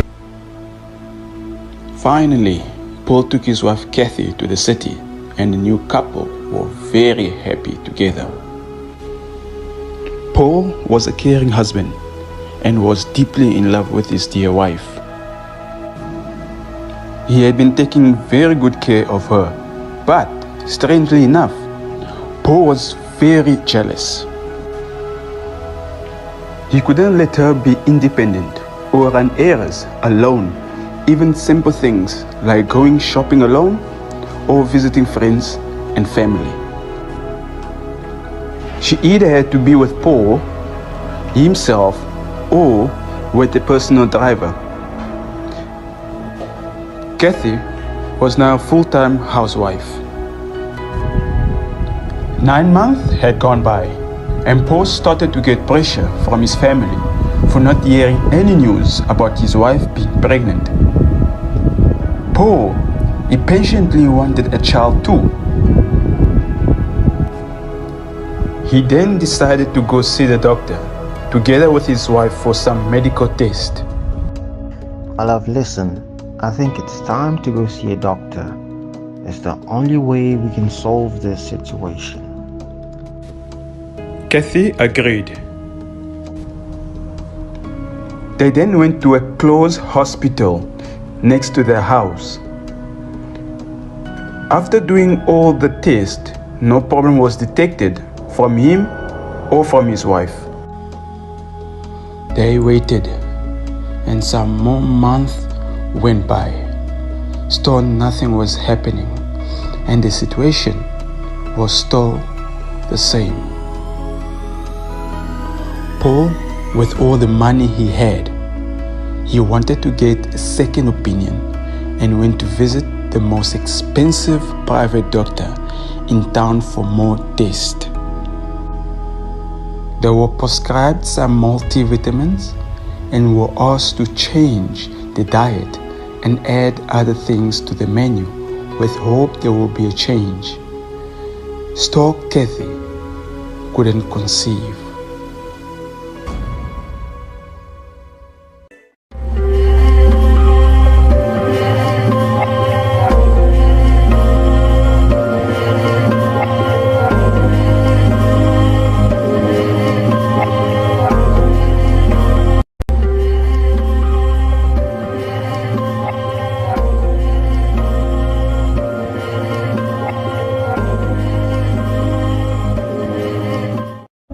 My love, listen, I think it's time to go see a doctor. It's the only way we can solve this situation. They were prescribed some multivitamins and were asked to change the diet and add other things to the menu with hope there will be a change. Still, Kathy couldn't conceive. After 3 years, Paul became more impatient. He was getting old, and he desperately wanted to have a child. He then decided to find himself a woman out of his marriage. Only after 3 months of having an affair with another woman, the woman became pregnant. Paul was extremely excited that he would finally be a dad. He then called to inform all his family members. His parents left the village to come meet with the woman who was pregnant with their grandchild. The moment they arrived at Paul's house and found the woman who welcomed them with her stomach started to show there were a small person in. Paul's parents began to feel hate towards Kathy. They then started to put pressure on Paul to let Kathy go out of the house so that a new woman who's pregnant can move in and replace her. With all the hate, Paul also started to develop hate towards Kathy. He decided to let her go out of the house without giving her anything. Kathy cried and started to beg her husband. Please, please, Paul, please. Please feel pity for me. You know you are the only family that I am. Please, I'm begging you. Do not leave me at this moment. I really need you next to me, please.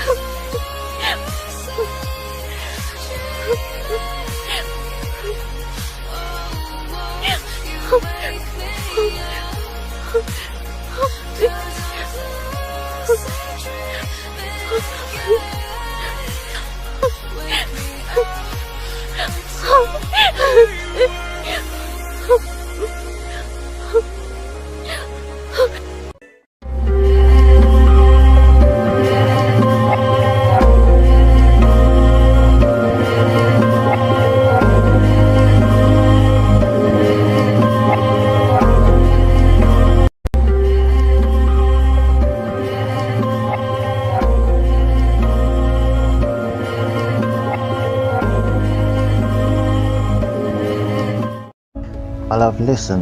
I think it's time to go see a doctor.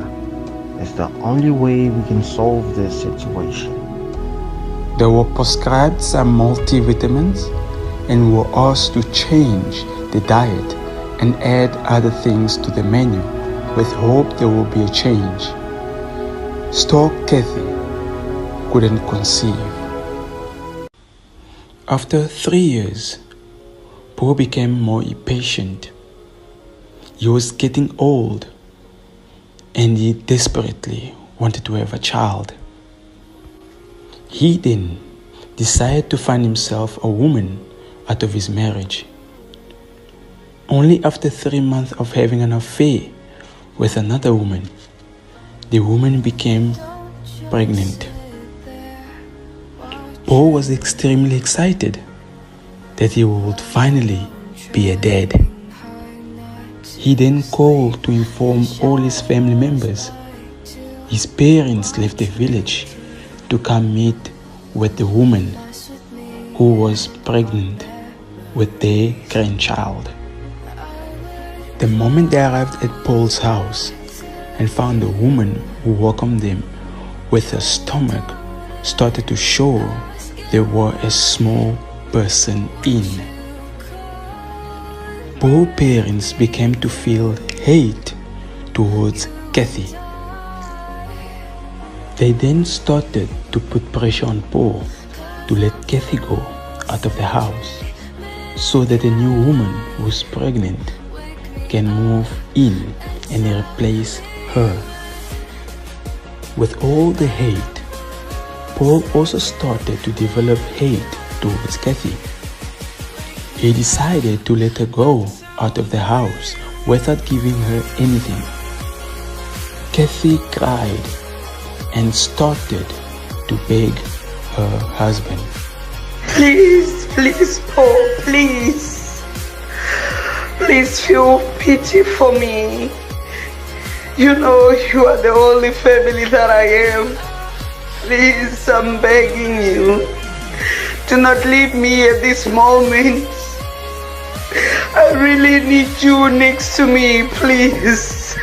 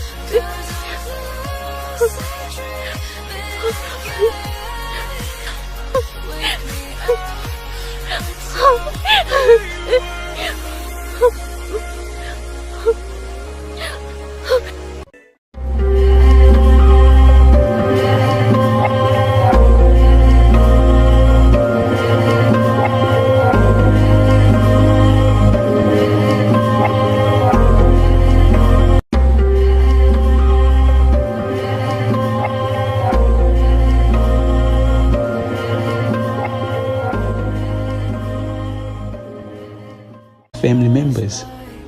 His parents left the village to come meet with the woman who was pregnant with their grandchild.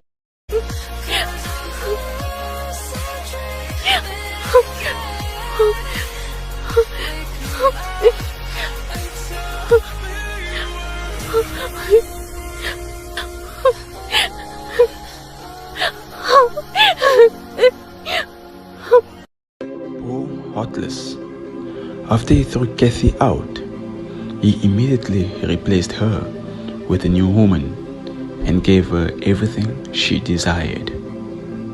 Kathy had nowhere else to go since she didn't know the city well, and she never had friends except the church she used to go. She went to seek refuge at church and met with the pastor. She explained everything to the pastor and the other authorities. They all went to see Paul to discuss the issue, but Paul totally refused to listen to them. He even threw water on them. All the church members felt bad about what was happening to Kathy. The pastor decided to offer her accommodation into the church.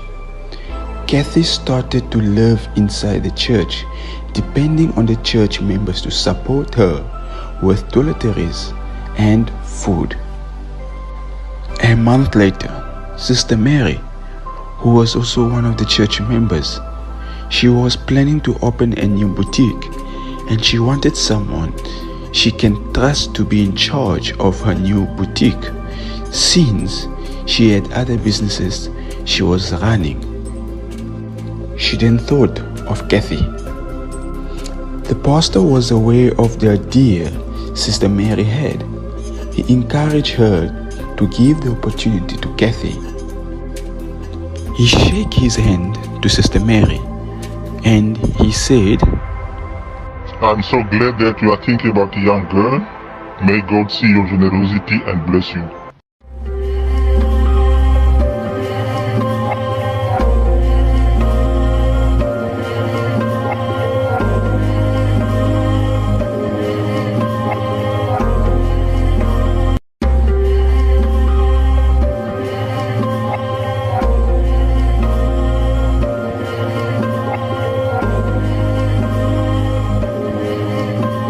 Heartless.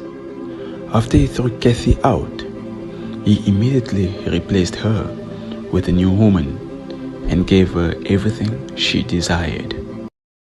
A month later, Sister Mary, who was also one of the church members, she was planning to open a new boutique and she wanted someone she can trust to be in charge of her new boutique, since she had other businesses she was running. She then thought of Kathy. Kathy was very happy. Thank you so much, Sister Mary. If you don't mind, I can also help you with contacting suppliers and other few things, she said. She started helping Sister Mary with the arrangement each and every day. They were out for planning about the opening of the boutique. The business finally started. Kathy was doing a great job, doing good sales, and Sister Mary was very happy. She then decided to take Kathy to go live with her in her family home. Listen, Kathy, I'm very impressed the way you are running my business. I don't want to feel like I'm a boss to you. I want you to be like a sister to me. Come live with me in my house. At least you can have a place to call home. Sister Mary was married with 7 small kids. She had a very busy life. Her husband was not always around. Early morning, before going to the boutique, she will first prepare all the 7 kids for school. Kathy started to take care of the house, bathed them all, making the breakfast, preparing the lunches, cleaning the whole house, make sure everything was in order, then leave for work. It became her everyday routine, and she was feeling happy with her new life. Free accommodation, free food, and a reasonable salary that was helping her to take a very good care of herself. Months later, she became known around the city. All men wanted her, and the church members started to call her the new Kathy. Look, there she is. Is she the same lady who was living at the church? Are you sure it is her? No, this is the new Kathy.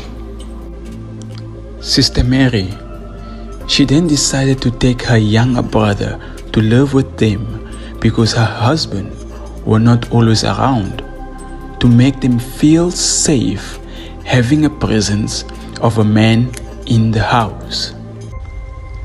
When her brother arrived and see Kathy, he had a crush on her and started to go after her every time of the day.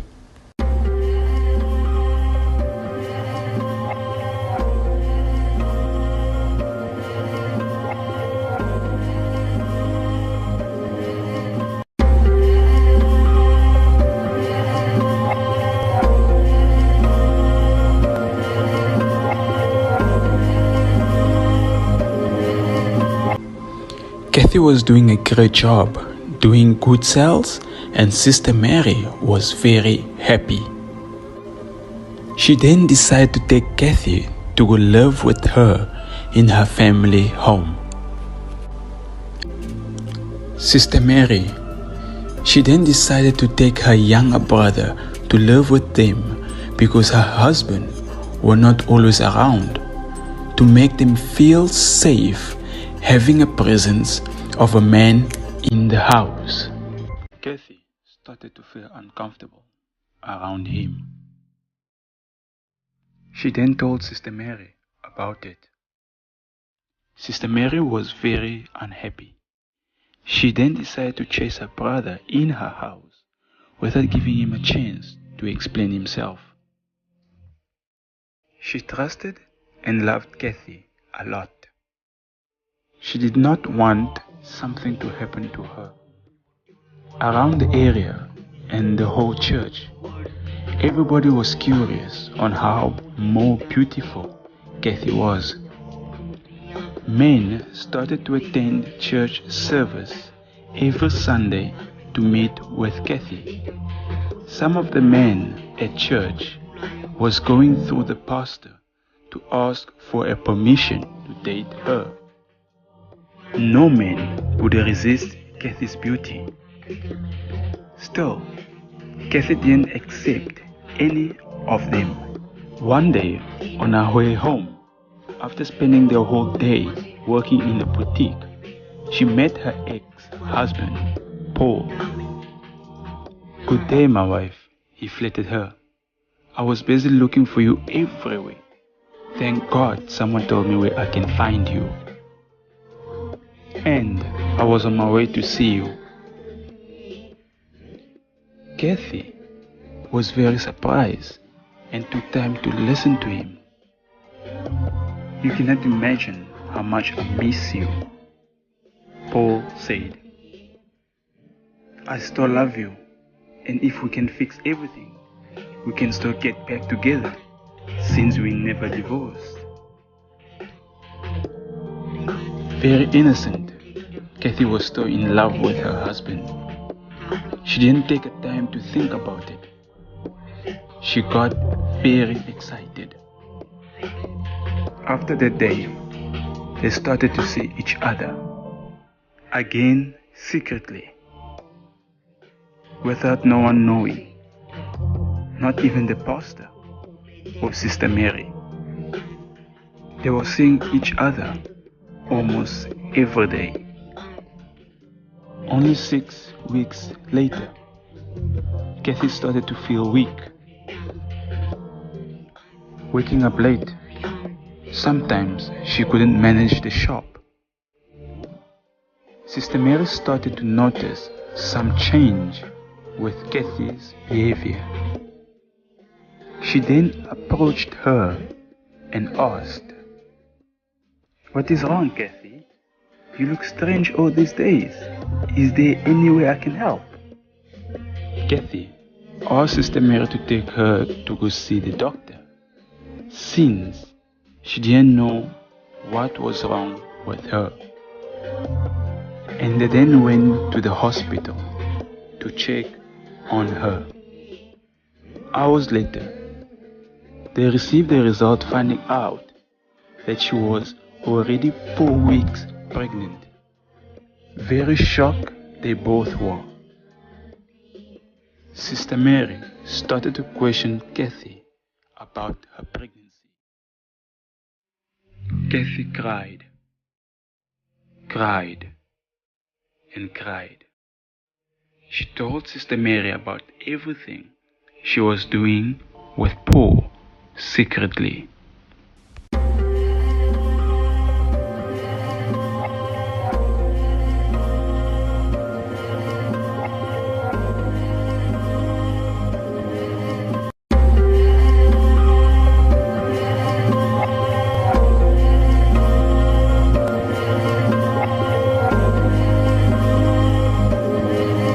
On her way home, after spending the whole day working in a boutique, she met her ex-husband, Paul. "Good day, my wife," he flattered her. I was busy looking for you everywhere. Thank God someone told me where I can find you. And I was on my way to see you. They received the result finding out that she was already 4 weeks pregnant. Very shocked they both were.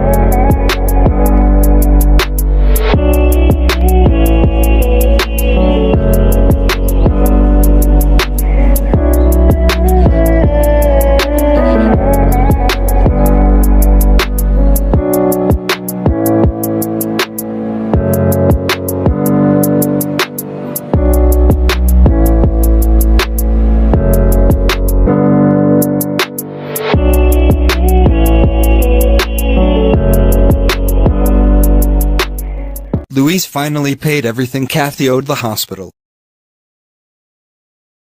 Thank you so much, Sister Louise. I don't know what could have happened to us if you were not here. Now I have sorted out the hospital bills. Let me give you a lift on my way home. You need to go home to take care of the baby. Ashu. Sorry. Feeling bad to tell you I don't have a place to go. I was unable to pay my rent. The landlord decided to kick me out. So you see, but it's okay. You've done a lot already. I will figure out what to do. You know what, Kathy? Let me ask the hospital if they can allow you to stay just for a night.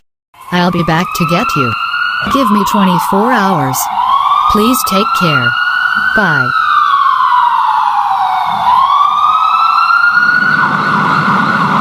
I never imagined Kathy's life would turn so bad. She was so happy in her marriage. Oh well. Only God knows what the future holds.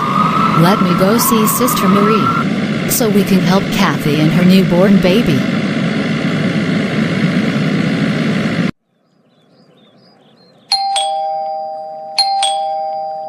Anybody home?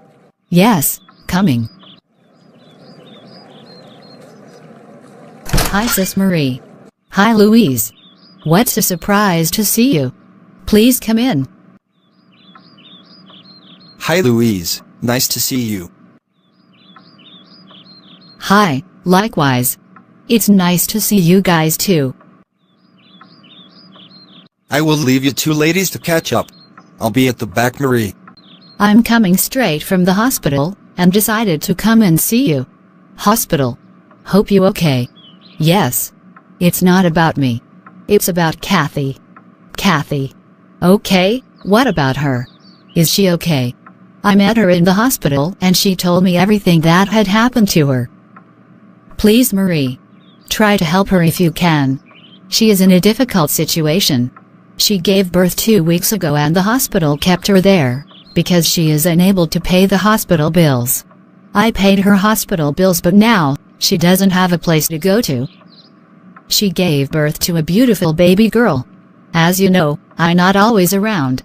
So it's difficult for me to accommodate her. Please give her a second chance. Let me discuss this with my husband, then tomorrow morning you can come take us there. Okay. Sister Marie will do that. Let me get going now. Early morning Sister Louise and Sister Marie went to see Kathy in the hospital. Hi Kathy.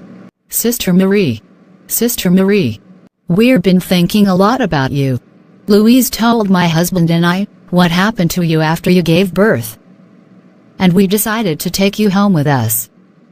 Thank you so much, Sister Louise.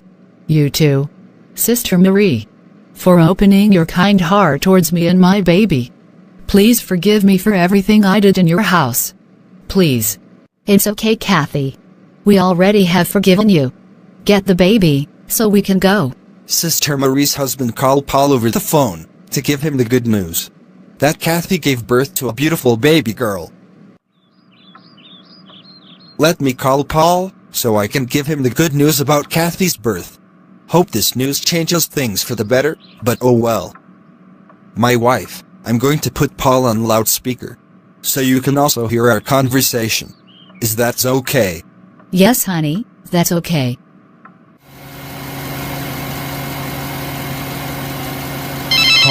Jack calling. I wonder what the call is about. Let me hear what he has to say. Hello, yes, hello. Paul. Hello, good morning. It's Jack here. How you doing? I'm all good, Mr. Jack. How about you? We're all good, thanks. Listen, Paul. I called to let you know that we're here with Kathy. She gave birth to a baby girl 2 weeks ago. It will be better if you can come over to see your baby. I think I told you the last time you came to my house that I'm not responsible for Kathy's pregnancy. There is no need for me to come over and see them. Listen, Paul. There is no need to play innocent anymore. Your baby looks exactly like you. She even have a birthmark on her neck, just like you. Can you then go for a DNA test, just to confirm if the baby is yours or not? There is no need to do that, Mr. Jack. With all due respect, sir, please don't call me anymore with regards of Kathy's situation. All I know, I'm not responsible. You can take me to court if you want to. Please do me a favor, Mr. Jack. Do not call this number anymore. I'm done. Goodbye, sir. Shh. 3 months later, Sister Marie and her family going for a family trip. Please, Kathy, we are counting on you to look after the house. Take good care of you and Cecilia. We will be back in 2 weeks. I hope my wife left everything you need for Cecilia. Yes, Uncle. She brought everything for the house too. I promise. I'll look after the house. Safe trip.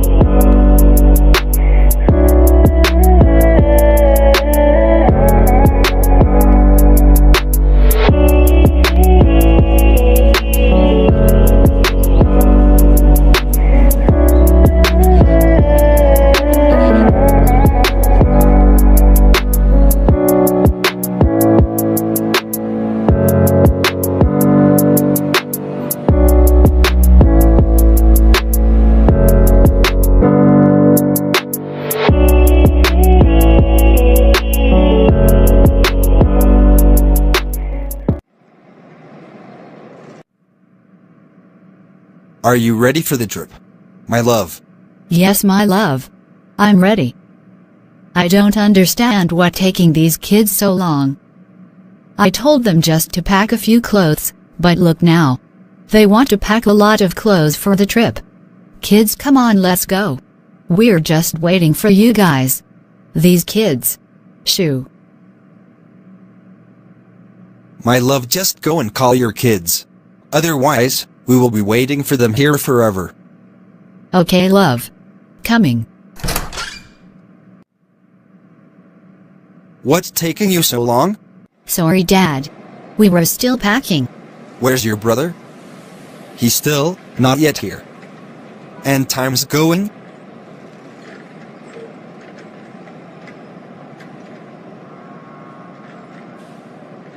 Oh, there, they are coming. Finally, we can get going. Ernesto, you took forever just to pack. Let us get going now. Ernesto, just move on this side so your sister can join you. Sit at the back.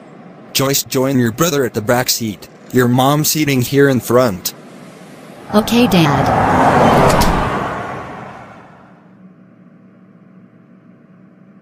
Let me move aside for Joyce before she come and claim the whole seat as she always does. Move more, Ernesto. You taking the whole seat. Guys, can you two stop fighting at the back there? I can't wait to be in a new area forgetting all about work and the new boss stress.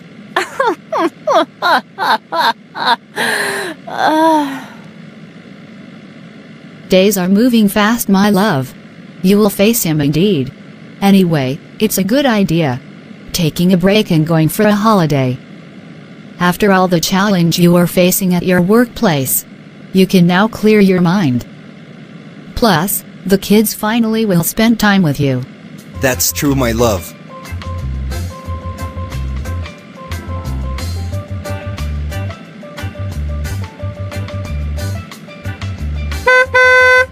This accident occurred. Both Marie, Jack and their children died immediately.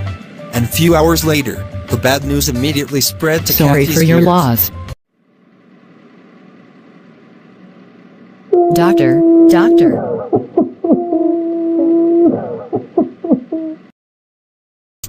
The reception informed me that you are the relatives of the patients that was brought here early. It was a big tragedy. Doctor, can I see them?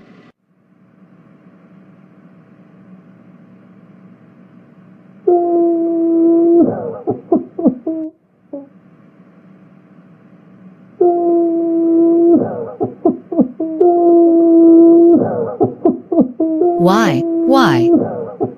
Why, Sister Marie? Why? You got too soon. After the burial ceremony, Sister Marie family decided to sell all the properties she had. Kathy, you have been staying with our Sister Marie for years. We know all and we are aware of the strong relationship you had with her. As her family, we decided to sell this house and everything that our sister had. We will give you 2 to 3 months to find yourself a place to stay. I hope you will respect our decision that we made. Yes, Kathy. That's the decision we as a family decide to do. We just wish you all the best for the future. You and your daughter. Yes, Auntie. Uncle, I understand. There is no need for me to remain here anymore. I respect your decision. Before the due date, I will make sure to find myself a suitable place to stay. Thank you for giving me time to prepare myself. It's okay, Kathy. We all going through a rough time at the moment. All we can do now is just to move on with our lives. 3 months later. What can we do now? I think you must leave me to handle everything. She promised to find herself another place to go. We gave her 3 months and her time is up. It's now another 2 weeks. She is still there. I think, brother, you've been too soft to her. She start taking advantage of your personality. Tomorrow morning, I have to go there myself with my boys. In case she resists to move out, there is no need for you to come along with me. You are too soft towards that girl. I will sort things out with her. Okay, but no need to be violence. Just speak to her calmly. And just keep me posted. Oh, good morning, Aunt. Morning, Kathy. I hope you already packed everything. I'm here to collect the keys. We have people who already brought this house. They coming in the city in few days. The house need to be empty from now on. My boys are standing outside in case you need help with your belongings. This house need a deep cleaning. Sorry, Auntie. I didn't get myself a place yet. Nobody want to accommodate me because I have a baby. I don't have any capital with me. If you can at least give me few more days, I promise I will leave. No, Kathy. I have no choice than to get you go by now on. My boys are outside, don't make things hard. You will leave me with no choice. Where I'm gonna go, Auntie? I have no place to go. Please don't do this to my baby and I.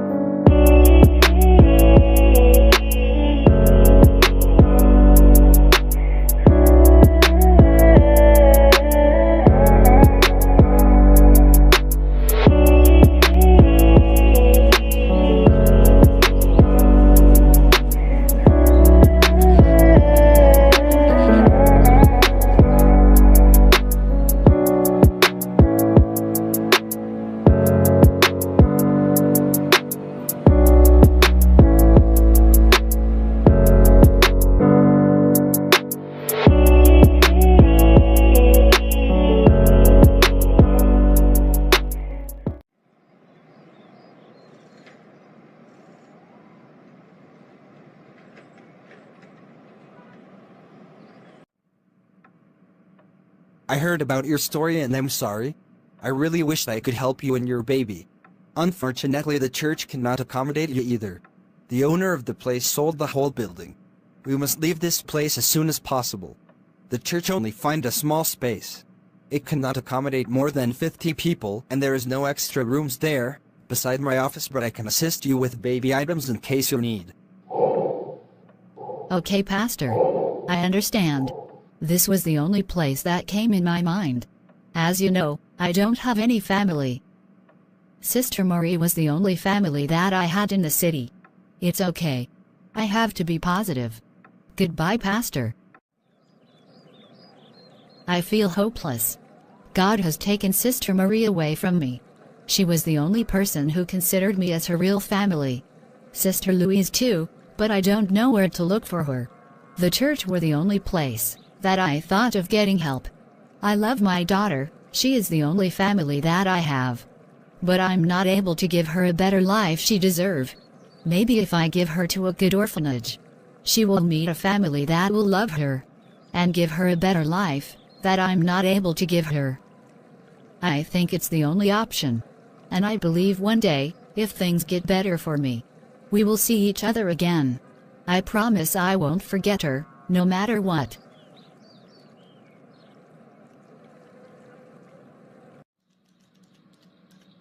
Yes, hello. Oh, okay, send her up. Hi, sister. Hi, young girl. I heard you wanted to see me. How can I help you? Yes, I'm in a situation which is above my strength. I would like to give my daughter for adoption. You said a daughter. Wow, this is wonderful. We were looking for a baby girl. We have good couple that applied already 5 months ago. We were in need of a girl.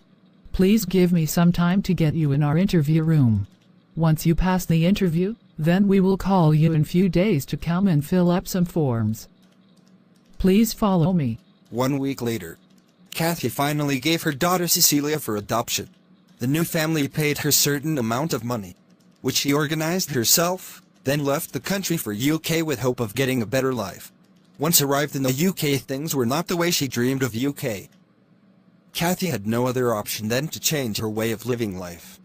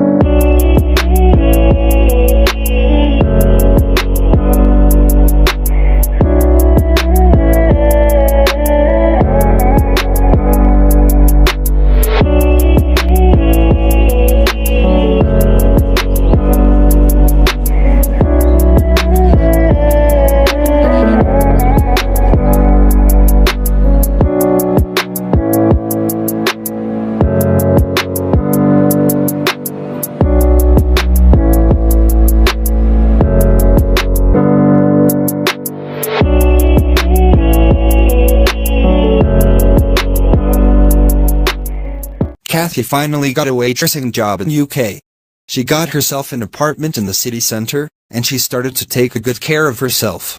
Her life changed as she became exposed to different types of men that were coming to the restaurant where she was working, buying fancy clothing, expensive jewelry, designer handbags and a beautiful car. All on her was about living a fancy life. She does everything to keep her new lifestyle. One day during Kathy's shift in a restaurant, a good-looking man came for lunch. His name was Sandro. Sandro was handsome, a Spanish guy, tall, black hair with dimples, and has a nice voice. Hi, what can I offer you? Me not English. Espanol only. Oh, habla español? ¿Que le gustaría tomar? Kathy tried to communicate in Spanish as she always heard people saying on her favorite show. Sandro was impressed seeing her trying to communicate in Spanish. He got attracted by Kathy's generosity and confident without hesitated. He immediately asked Kathy out for a drink.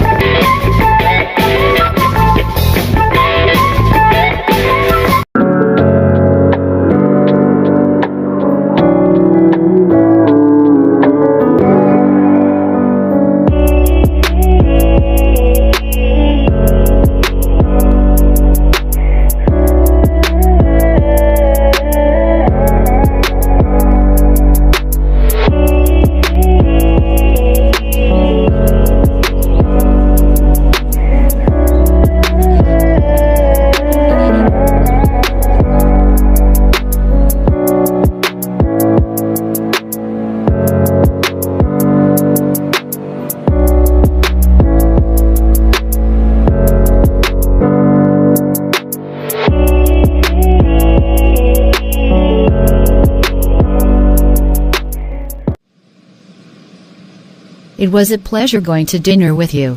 Thank you so much for giving me such a good time. You have my number, you can contact me anytime. Same. I'm also happy.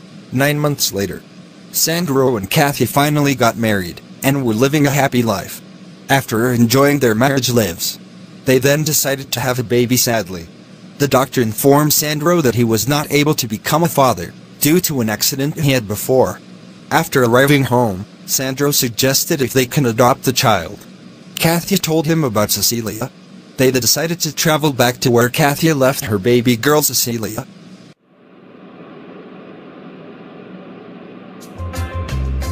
Hi sir, sorry to bother you. We are looking for the Tree Avenue number 8, is this the right place? Yes, ma'am.